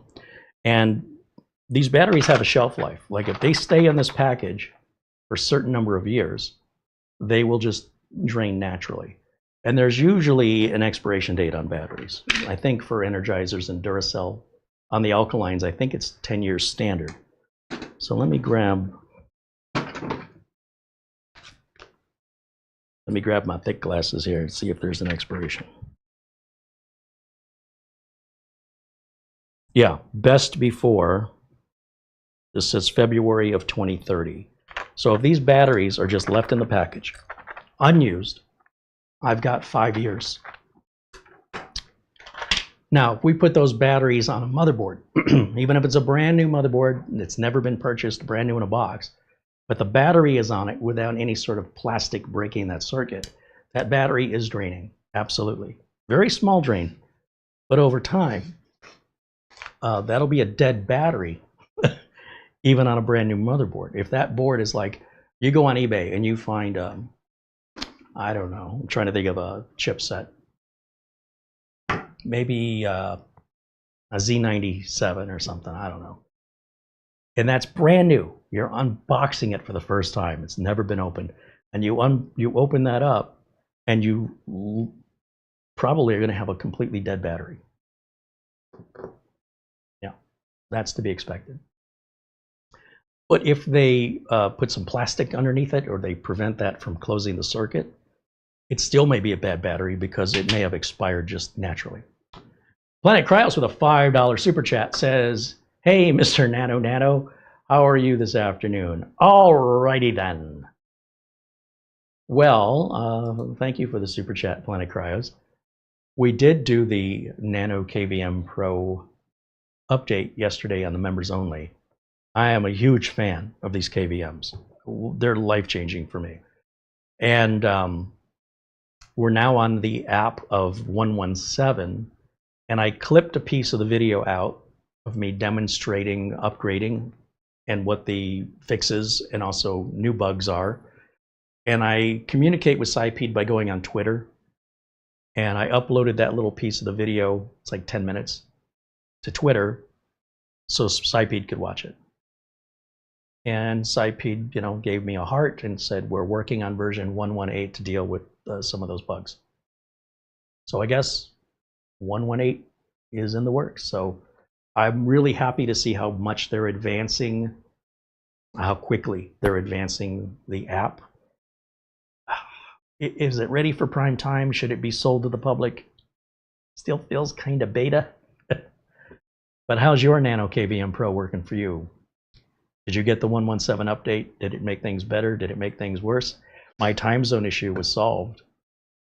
You'd think the time zone would not be an issue that needs to be solved on a product, but I understand it's a beta product, but you'd think they'd at least have done that before they shipped it. But apparently I was wrong. They felt fine shipping it with a non-functional time zone.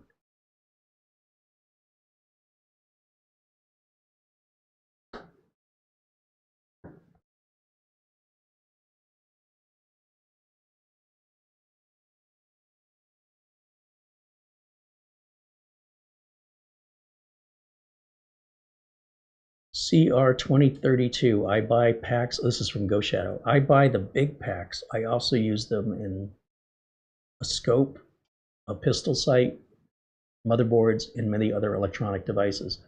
Yeah, key fobs for car remotes, garage door remotes, blood sugar testers. I mean, it's a very commonly used battery. I personally don't go through that many. Like that package I showed you, this has how many? 20, I think. 5 rows of 4. That'll probably last me 2 or 3 years. In fact, I may even have some in 2030 that I'll have to discard because they will have expired. But I like to have them on hand because they're relatively inexpensive. And when I'm diagnosing and I need one, it's a stupid thing to not have on hand. They're so inexpensive and they do have a long shelf life, but they don't last forever.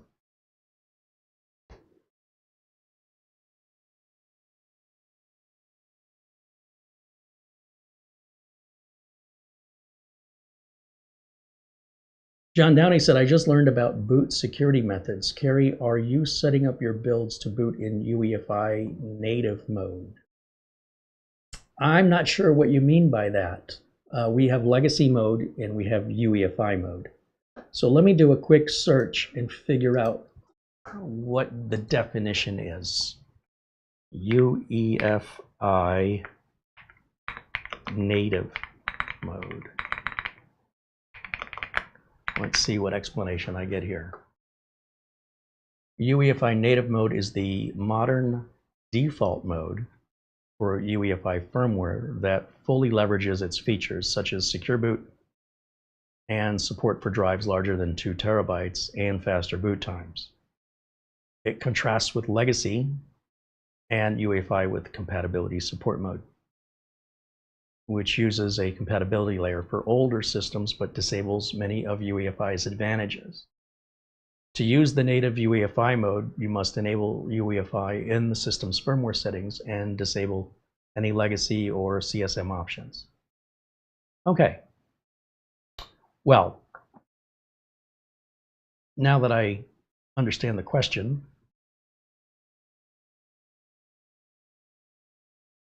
I strongly recommend when you're building a computer, you stay out of the BIOS.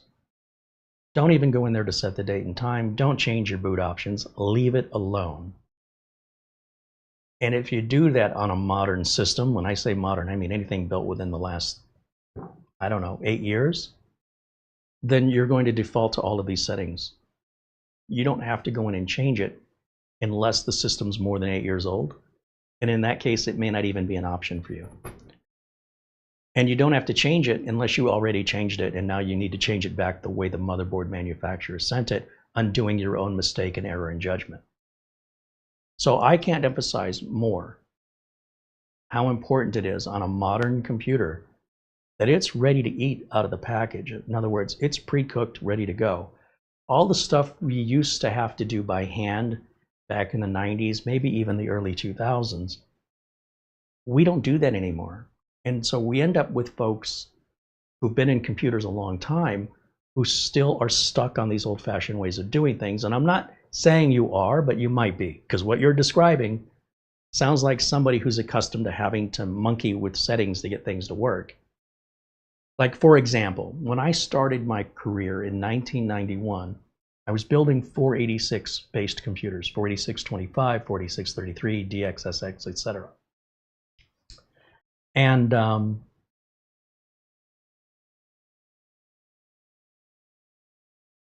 it's going somewhere with this. Oh, the hard drives. So with the hard drives, they would have a label on them. They gave you cylinders, sectors, heads, something else. There was no auto detection. And so I would have to go into the BIOS and manually set up the cylinders, sectors, and heads, or that drive wouldn't work right. You don't do that anymore. We haven't had to do that in a long time.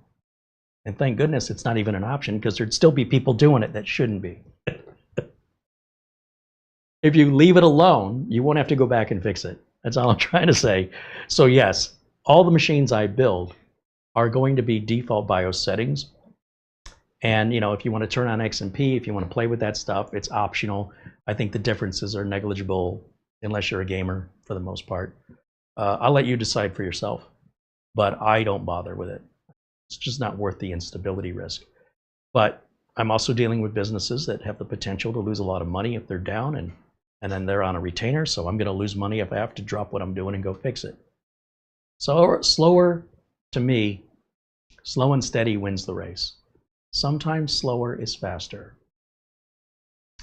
And this is, again, changing the way we look at the world. Change your perspective.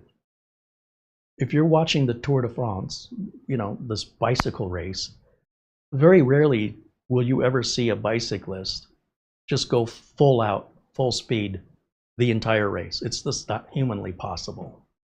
So what we're trying to do is we're trying to balance forward movement with average speed, where it's the same in F1 racing or in car racing. You have a certain amount of gas you're allowed to use, the same as everybody else. And if you're going to put the pedal all the way down and keep it there, you're going to run out of gas before you can finish the race. So while you were in first the whole time, 3/4 of the race, now you're out of fuel. You've used up all the gallons allowed by all that each member, they're allowed the same amount of gallons of gas to make the race fair.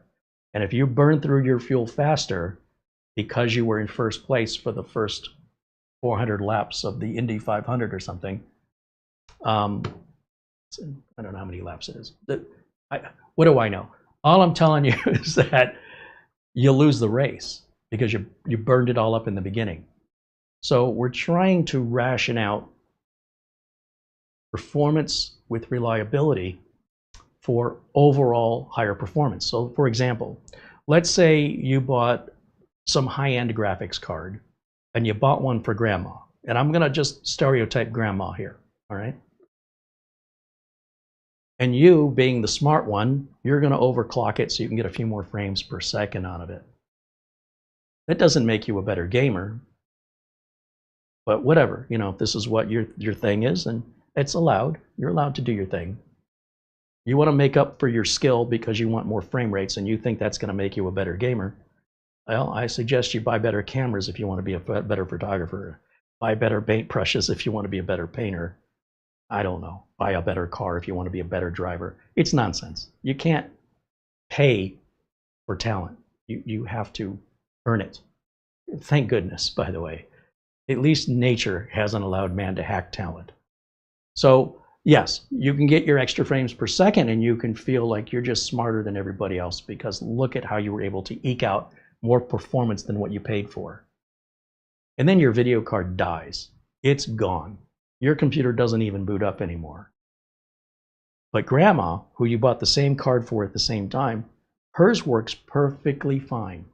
See, grandma didn't think she could outsmart anybody else. And grandma thought it was fast enough. So grandma left it alone, and grandma's is still working. Now I ask you, who's got the faster computer now? Slower can be faster. Think about it. We'll try and see the world from other angles. I'm very much into this philosophy, which is, there's a great example, another guy from my home state in Michigan, from Detroit, a guy named Wayne Dyer. And he very much was an early influence for me by recommending you think outside a box. Stop following these boxes because there's a world of possibilities right in front of you you're not seeing. For example, one of the things he's quoted for saying that sticks with me is, quite often, if you change the way you look at things, the things you look at change. It seems like a very simple statement, but it's deep.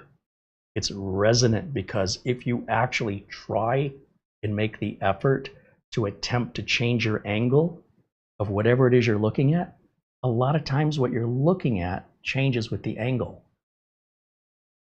And I mean this in every aspect of life. If you're looking at a metaphorical argument in your head, change the angle, change your approach.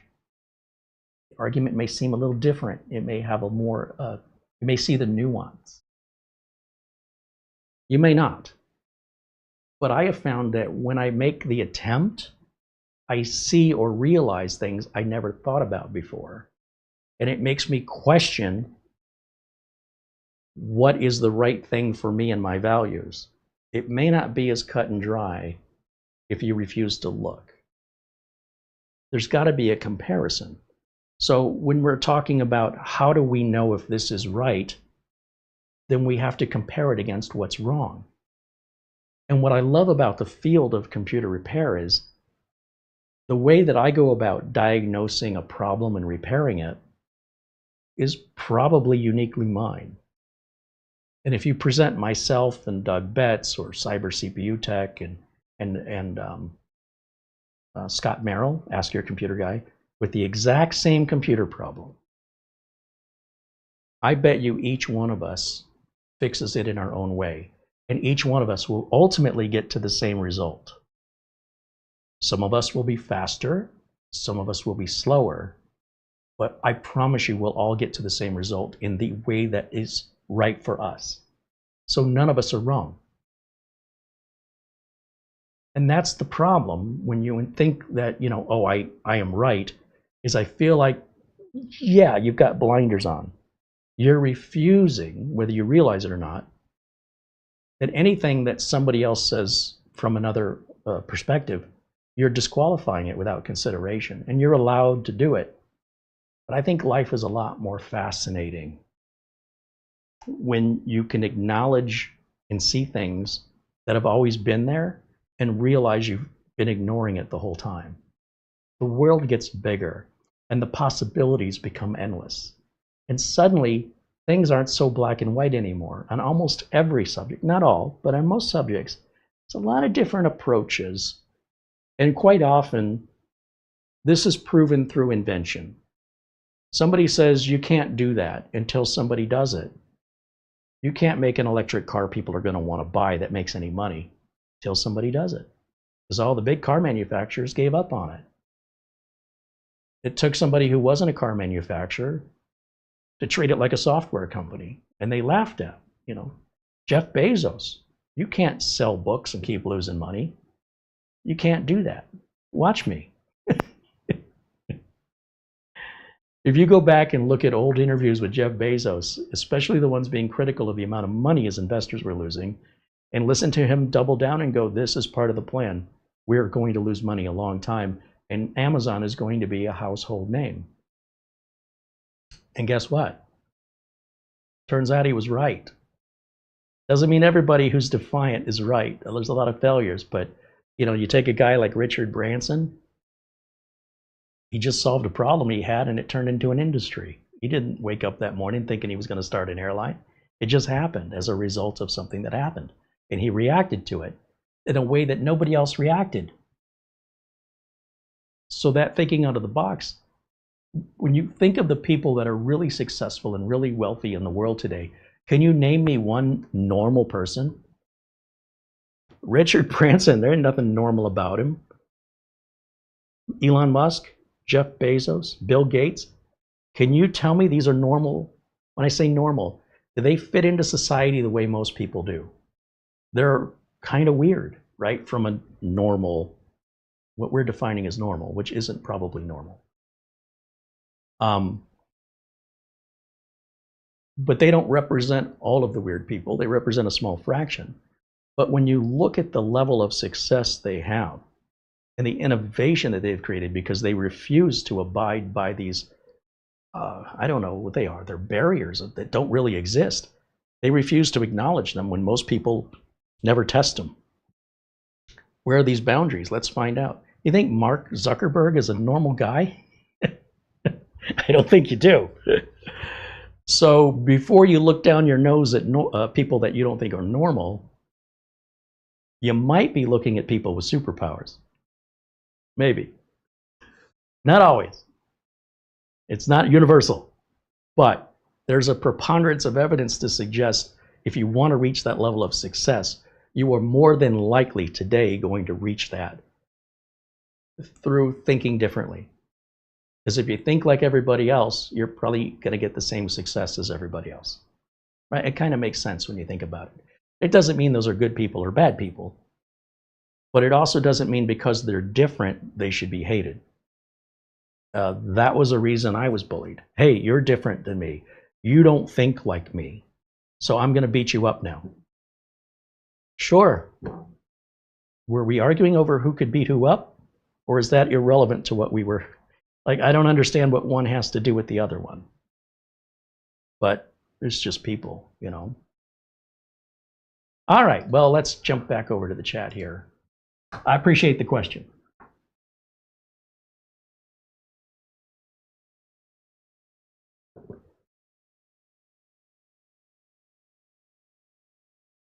Mikeman said, I've never overclocked my PC in my entire life. If I want it faster, I'll just pay more for a faster chip. Yeah. Well, and I agree with that. But it doesn't mean there's anything wrong with it. You're free to overclock if you want to. And when you have problems nobody else has, it's because you made that decision. That's all. Just take ownership. That's cool. But don't say Microsoft's a terrible company because my computer's not stable, because you foolishly made changes you should not have made. And now you want to blame somebody else for it?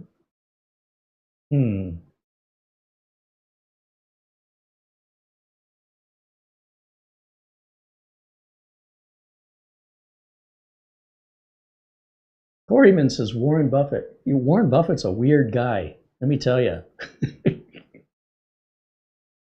This guy has all this money, still lives in the same house he bought in the 1970s, drives the same old ratty old car. Actually, it's not ratty. It's just, he doesn't care.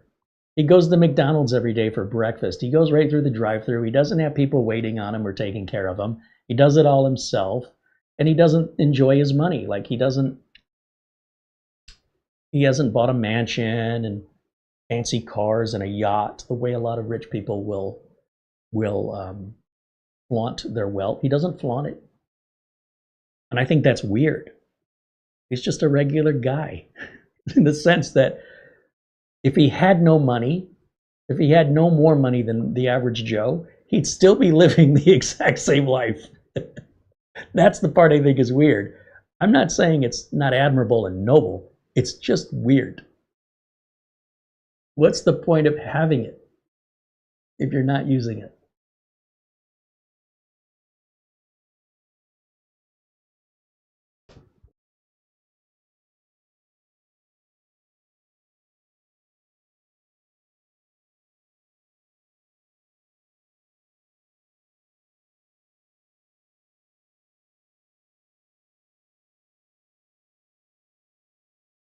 Chris says, I had customers ask me back when I did repair in the Windows 7 and Windows 8 days, what changes I could make on their computer so it would go faster. And they were always stunned when I told them nothing besides the power option. Yeah, it's almost like people are, I mean, I don't see that much these days. Computers mostly overclock themselves now anyway. It's all automated. But you can still push it beyond that if you choose to. I wouldn't do that in a business, you know, where the computer is actually responsible for being able to conduct business. That's a home user enthusiast thing, and that's fine. Just not appropriate under certain circumstances. Slappy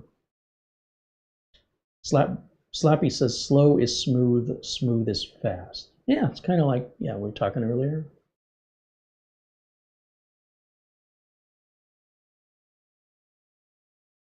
Ghost Shadow said, have you seen how new Indy cars are both gas and electric? No, I haven't seen that.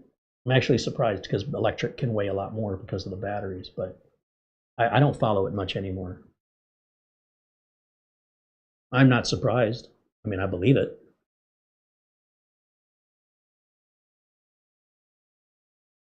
John Downey said he's taking the CompTIA Security Plus Guide to Network Security Fundamentals course, and they are discussing secure boot mode. Well, good. It's knowledge worth having, but if you're working on modern systems that have not been changed from default settings, particularly in the BIOS, there's really nothing there. It's already done if you leave it alone. If you're working on somebody else's computer, you don't know what they did to it. That's why this information is helpful. But if you're only working on your own stuff, just leave it alone. You're not going to learn much leaving it alone. It's really an individual decision, again, to accept responsibility for the risks you take, if it's worth it, and who to point blame at when it doesn't work out. But at the end of the day, it really does benefit you regardless, because you will learn what not to do as well as what to do, and that's where we gain experience. And that experience, in my opinion, is far more valuable than anything that book's going to teach you, but the book's a great way to set that foundation.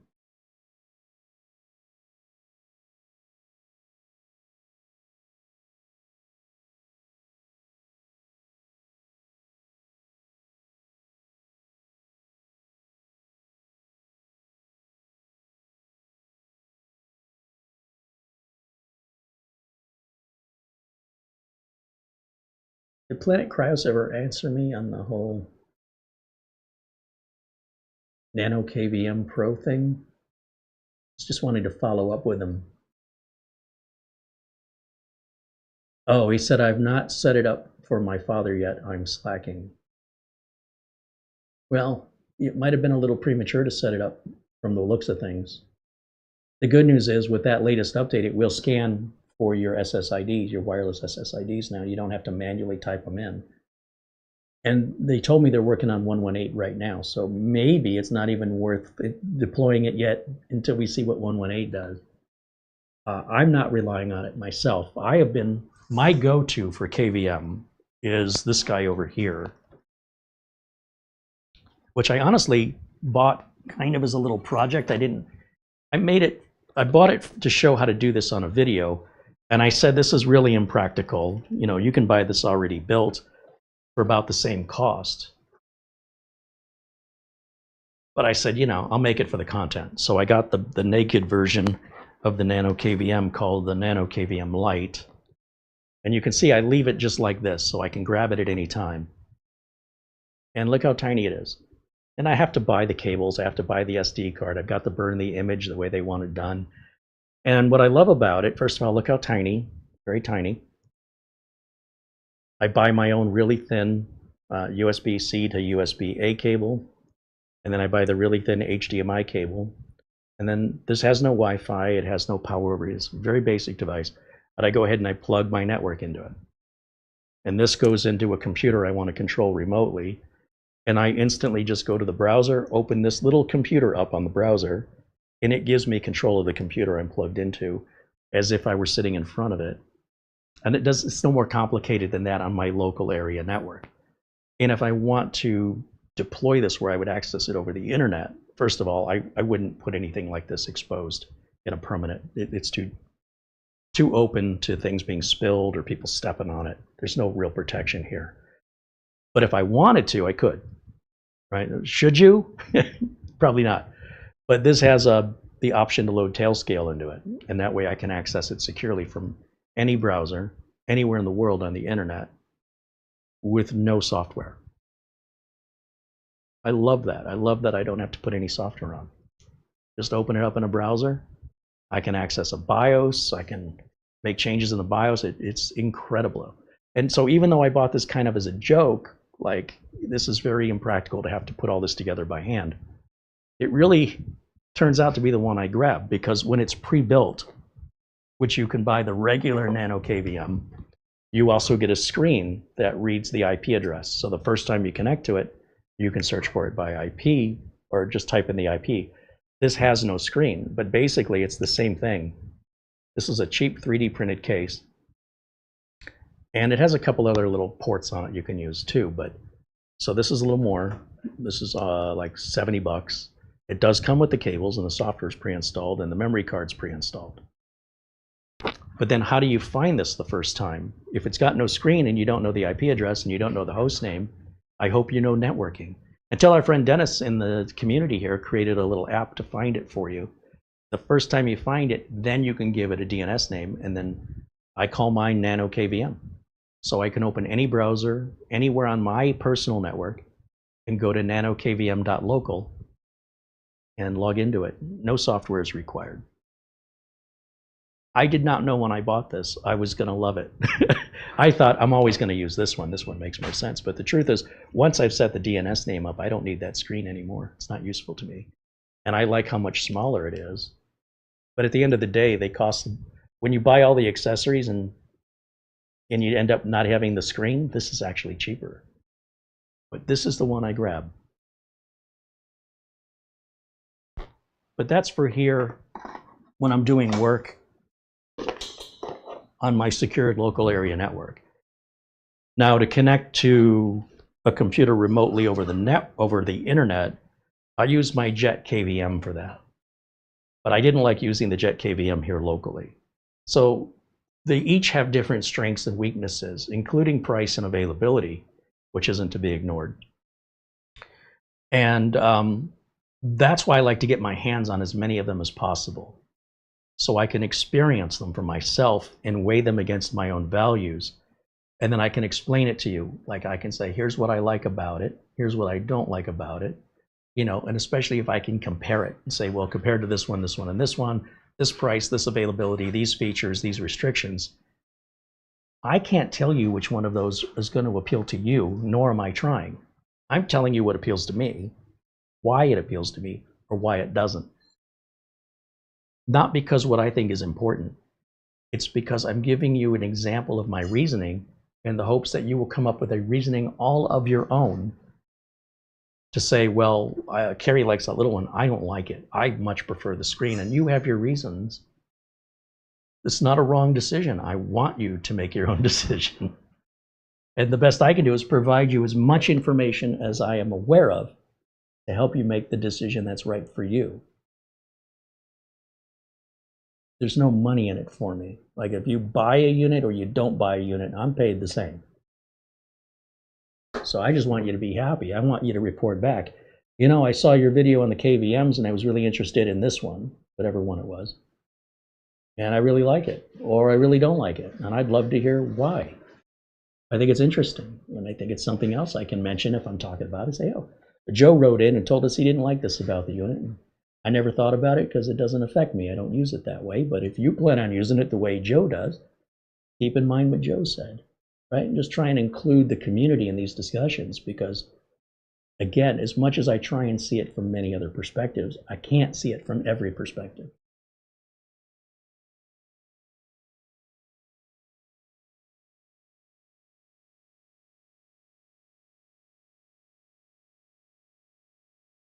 Mark Lieberwood said, a client asked me to overclock his computer. I glued a wristwatch to the top of the box. I remember somebody had some wallpaper that was just a bunch of overlapping wall clocks. And it said, I've overclocked my computer. I'm sure if you Google it, you'll find it.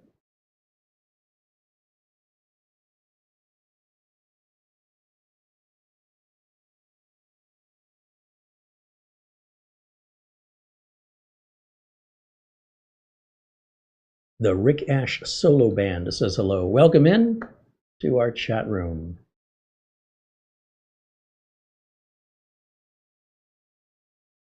Chris says, I hated the little beep the older KVMs would make when switching systems. I still hear a phantom beep from time to time. I've never had one that beeps, so but I can imagine that would be annoying.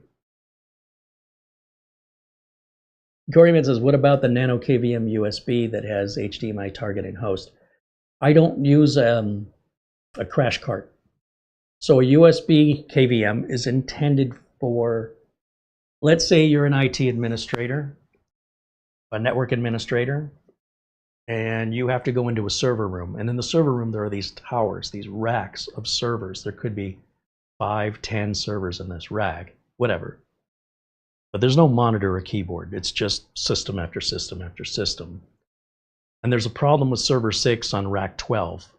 So you put your ear protection on, you go in the server room, which can be loud, and you go down an aisle of servers, and you go down to rack 12, server 6, and you're wheeling along a cart, likely with a laptop on it. And now you need to log into that server to fix it, to address whatever the issue is. That's why you got the support ticket that you're addressing. This isn't something somebody's going to have in the basement of their house. And so because you don't have a keyboard or a mouse, what you're going to do to log into that server is you're going to grab a USB KVM switch and you're going to plug that right into that server and then plug that into your laptop, and you're not going over the network. It's a direct connection through USB. I'm trying to work from upstairs, trying to do work downstairs. I'm not going to run a USB cable from here all the way up the stairs. That's impractical, and it likely more than 13 feet probably isn't going to work without repeaters. So that's really a very difficult way to go about fixing things. On the other hand, if I'm having a problem with a server, it may not be secure to be able to access it remotely. Or maybe that's the problem I'm trying to fix, is the access to the network. There I have to be in front of it and with it. But you've got a room with hundreds of servers, potentially thousands of servers. Are you going to have thousands of monitors and keyboards? Where's it all going to go? So mostly these things are left unattended, turned on 24/7, and then we address them. Hopefully we can do maintenance online. But if we can't do the maintenance, then your next step is you get your crash cart, you get your USB KVM. In the old days, you'd use a serial KVM. What do we call it? Terminal. Think of the word. Console. You'd have a console. Phew. That still does exist to some point today, but for the most part, the USB KVMs are really designed for that kind of work. It would not benefit me whatsoever. So if you're going to buy a KVM, be aware of the kind. There's multiple different kinds. There's the local KVM that just lets you share one keyboard and mouse with two different computers. This is great for a lot of end users that have a new computer. They're not ready to give up the old one, and they don't have enough room on their desk for two keyboards, two mice, and two monitors. So you flip a switch and you go from computer A over to computer B on your monitor, and your keyboard and mouse control whatever one you're attached to at the time. KVM is keyboard, video, mouse. Then you have USB KVM, which is what I just described on a crash cart for maintenance on servers primarily. And then you have remote IP KVMs, or Internet Protocol KVMs, where you can access over a network. Whether that's a local area network or a wide area network, depends on how you configure it, the possibilities are there. But these were always very expensive, the IP KVMs. They were thousands and thousands of dollars. Now the fact that they can make them so small and inexpensive has opened up a world of opportunity for techs like me. And raising that awareness, you might say, oh, that might be designed for techs like Carey, but I could use that to help my father who lives miles away instead of paying for any remote software. Yeah, because there's no subscription to them. You buy them once, you can use them forever, and you don't install any software. So just because I use it a certain way doesn't mean that's how you have to use it. And I would posit that I might be using it in a way nobody else in the world is using it. And I wish I'd had it the day it came out, because it immediately made my workflow so much easier. Do they have a KVM that have an HDMI loop? They do. In fact, if I come over here to Amazon, let's see, let's go to Amazon. We're really only seeing the first generation of these IP KVMs for consumers. They've only been out about a year. Some of them haven't been out that long. And so the next generation, they're introducing wireless connectivity, power over Ethernet connectivity, and HDMI loop out. I personally don't need HDMI loop out, but if we take a look here, let's go over to window capture, and let's pull up, what can we do here? Nano KVM Pro. So that's the one from SciPede that this one here,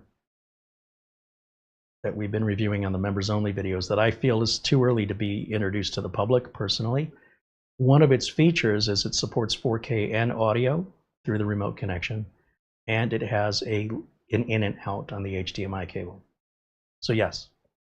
On the other hand, a lot of computers these days will allow you to connect two monitors anyway. So you could still have your main monitor hooked up and then take a second video output of your computer to your KVM and then turn on duplication mode so that both monitors mimic the other. And that way you can use either one. Again, I don't use it that way, so the HDMI loop out's not important. And if you look at the new version of the Comet Pro, which I don't think Amazon is selling yet, but if we go to Comet Pro,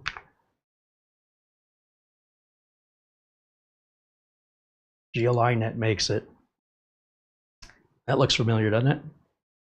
It also supports in and out on HDMI. So this is the second generation. This will be released in December. So it's not even available yet. And there'll be a third generation next year. And I expect them to keep getting better and better. This also introduces Wi-Fi. It also introduces 4K. 4K doesn't matter to me. I can't really see it very well.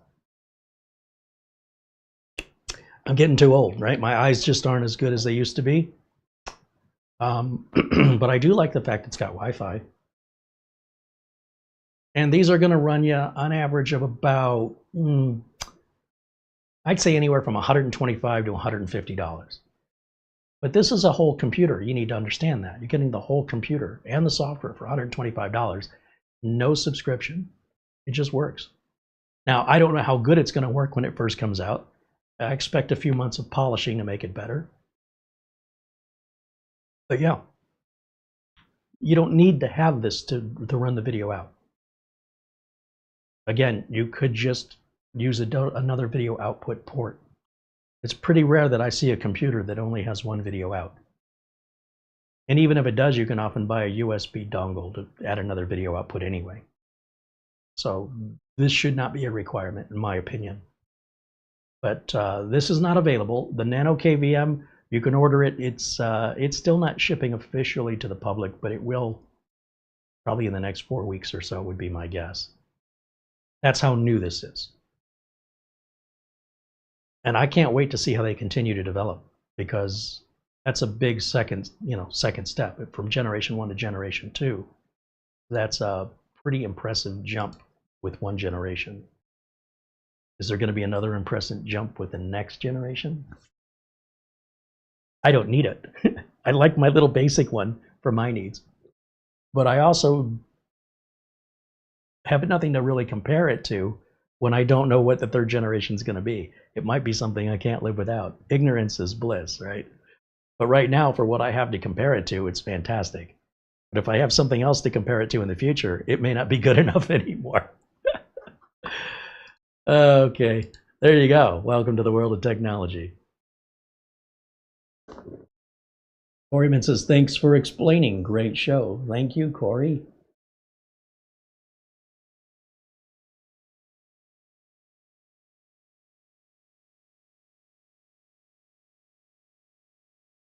The Jet KVM, that was the first KVM I ordered was the Jet KVM. And I was very skeptical because it was Kickstarter. It's a company I never heard of. Are they a scam? Are they going to send me a product? And I started seeing YouTubers getting theirs and doing reviews. And I said, well, is that just a sample? Like, are they? And then I started seeing more YouTubers starting to receive theirs. And I said, all right, I'm going to order one. And then I got mine in just as tariffs went into effect. And Jet KVM said, we're not selling these to America anymore. Until Trump isn't president, we're not doing it. So anyway, I got the first one. They did mail it. It was real. It was legit. Damn it, I wish I would have jumped on that earlier, but I don't want to spend and invest $300, $400, $500 to get, let's say, 5 of these things. Turns out I don't like it. Now I'm stuck with them. But now that I tested it and I like it, I wanted a few more, and now I can't get them. All right, so they're available for sale now. I'm going to open back up to my browser here. And the Jet KVM has been out like a year. It's pretty well polished. I do like it. I just don't like the people running this company. Let's type in jetkvm.com. Pretty straightforward, right? And then right here, buy today. They just recently added this option about a week ago. Click on this, and there are 2 websites, iCoolCore, which I am familiar with, and this Wisdippy, I don't know how it's pronounced. Both are official resellers of this device. So you can click this one, for example. It's $89.99. I don't want the extension board or the DC power extension or the serial console extension. This is all I want, 90 bucks. I think it was 69 on Kickstarter. You say, okay, I want to add that to my cart. And then you can pay, I think there's a fee. Yeah, taxes are included, and any discounts or shipping will be calculated at checkout. And that includes, I think, an additional $15 to go to the United States. And you can use PayPal, which I'm a big fan of for the protection. I ordered 3 of these. And because I don't want to be stuck in the same position where I wanted some more. So I ordered 3 of them. The next day it said it shipped. But it's shipping out of China. And now the concern or the anxiety is, what's the tariff going to be? Or is there going to be one? Or is it included in the price? I don't know. But when it arrives, I'll let you know. And I think I will get them within 2 weeks. So by the middle of November, I expect to have them. And when they arrive, if there's a tariff due, oh, I'll know. And I'll tell you what it is.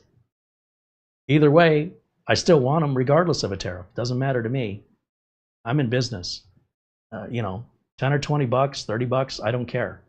Still worth it. Even if it was a $100 tariff, it's still worth it. That's how strongly I feel about it. And I'm sure it won't be more than that. So worst case scenario, I'm good with. You may not be. I'm just fine with it. On the other hand, it may just show up with no tariffs due. When it happens, I'm going to let you know. So if you want to order and that's something that worries you, I'll tell you about my experience, and I can assume if you live in the USA, you can experience or expect the same experience with how long it took me to receive it, how much I paid, and I've worked with iCool Core in the past, so I know they're a real legitimate company. The other company, I don't know. I guess they're okay, but given a choice, I'll take the one I'm familiar with. It's the same price anyway.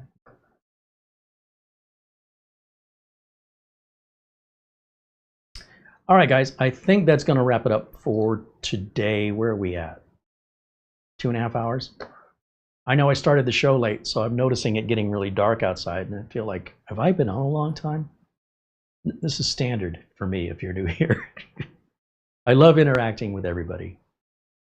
I hate if somebody says, I'm afraid to speak up. You shouldn't be, unless you're afraid of honesty. Honesty may be what you don't want to hear.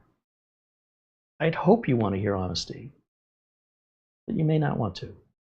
But I do appreciate your questions, and I appreciate the interaction, because otherwise I might as well just make an edited video and publish it. And, you know what I mean? It's more personable to include everybody and make you feel like you're a part of this. It's not mine that I'm sharing it with you. This is ours. And again, I wish I saw more of this on the internet. I'm happy to say our good friend Doug Betts, live Windows training with Doug Betts, his videos are primarily all interactive with his audience. Just trying to twist Scott Merrill's arm to get him to go live more often. And when he's done it, it's gone really well. So if I was him, I can't think of any reason for him not to do it. And our friend Mike's Unboxing, Reviews and How-To out in England, every Saturday he does videos interacting with his audience, just like we're doing here. Also from a different perspective and his values, and I appreciate that very much. I think it takes a lot of guts to put yourself out to the world live, never knowing if you're going to be attacked. I like to think of the best in people, and I know the way I was raised, I was forged, okay? I was beaten and chased, and if you know how they make forged metals, what the Damascus steel, you just beat the hell out of it and it gets stronger and stronger. So I feel like, you know what? Bring it on. It can't be any worse than what I experienced as a teenager. Compared to that, everything's a cakewalk. So those people don't bother. I mean, they bother me, but they don't. I'm not afraid of them. There's a mosquito that was flying around the room. It bothers me. I'm not afraid of it. It's just really annoying. But I suppose of all the good things that I can say from a bad situation as a teenager in the 80s, what came out of it is something that has been hammered and forged to the point that I am a much stronger individual, and I can be, I don't want to be a bully, but I also don't want to back down from bullies. I always try to be fair and keep other people's perspectives under consideration. But I also want to be a mirror. So if you come at me with disrespect, you're going to get disrespect. But if you come at me with kindness, you're going to get kindness. And again, that's just a way I was just raised to be. It's kind of a fight fire with fire, eye for an eye. I'm not saying it's right, but that's just who I am. And for me, in the world that I grew up in, it was do or die. You know, it was really a, I don't say that lightly. It was either you got to survive or, you know, make a choice, because what was happening wasn't sustainable. And I wouldn't be around right now to talk to you if I had made a different decision. And I don't recommend it. You know, it's a shame that that kind of torture and abuse happened to begin with. However, I like to think something stronger and better came out of it. On the other hand, I didn't ask for it. I was minding my own business and living my life, and I was forced to deal with it. And there was nobody to guide me or help me. So it really was kind of a scenario where I had to decide for myself how I was going to remain alive. And this is the result of that. If you want to know about long-term PTSD and bullying that occurs to people, especially children, it shouldn't be dismissed, because those changes will affect who they become as adults. And I try my best to turn it into something positive, but not everybody does. You know, some people say, well, if I'm going out, I'm taking you with me. And then we end up with these tragedies on the news because people have been pushed too far and they decided to handle it a different way. Bullying takes a toll for a lifetime. And I hope that if you're a victim of bullying, you know you're not alone. It's not just you, but how you choose to react to it is entirely a voluntary choice. So I'm going to leave you with those words. I hope you find them inspiring. And with our community here, if you need somebody to talk to, we're always here for you. You're never alone. And it's not just you. All right. I wish I had somebody tell me that about 35 years ago. That being said, thank you so much for joining me. I appreciate each and every one of you. I love interacting with you. And, you know, sometimes when things are slow like they are, I don't make any video at all. And I thought I was in the mood. I wanted to talk to you guys and hang out, and didn't have any agenda to do it. So thank you for your company. Thank you to all the members who make this show possible. Of course, Mara, our channel administrator. Our friends at VIP-URCDKEY. It's where I buy the Windows licenses and Office licenses. In order for them to work with us, they have to offer you a discount. Otherwise, we won't endorse them. So they're the keys. They're fully legitimate, licensed, legal keys, and they support those keys for 6 months. So you're not gonna grab your money and disappear. And that's what their website looks like. And you don't have to make any phone calls to activate Windows or anything shady like that. You have a lot of places to choose from online to buy license keys. They support us here.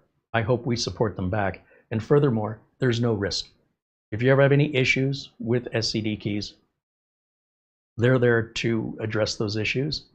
And if they fail to do that, which is very rare, you email me and I'll take care of it. Because I don't recommend a product like this unless I'm willing to put my own money in on the table. I don't know any other content creator that does that except maybe for their own merch. But I will tell you that if I find out that some company I'm endorsing is burning my viewers, they're gone. So understand, it's in their best interest to make sure you're happy, right? Because if it has to come to me, they're going to know about it. And if it happens too many times, they're off the table. And I'm happy to tell you, we've been working with this company for, I think we're going on 3 years. It's been under a couple different websites. But it's the same company, the same support, the same value. And in a world full of scammers, just to have that peace of mind, well, it's important to me. I wouldn't gamble with my customers, so I wouldn't gamble with you. The links for the Windows and Office prices or the website are in the show notes below today's video. And I think that's it for today. Thank you so much for hanging out. I'll look forward to seeing you all very, very soon. And until next time, bye for now.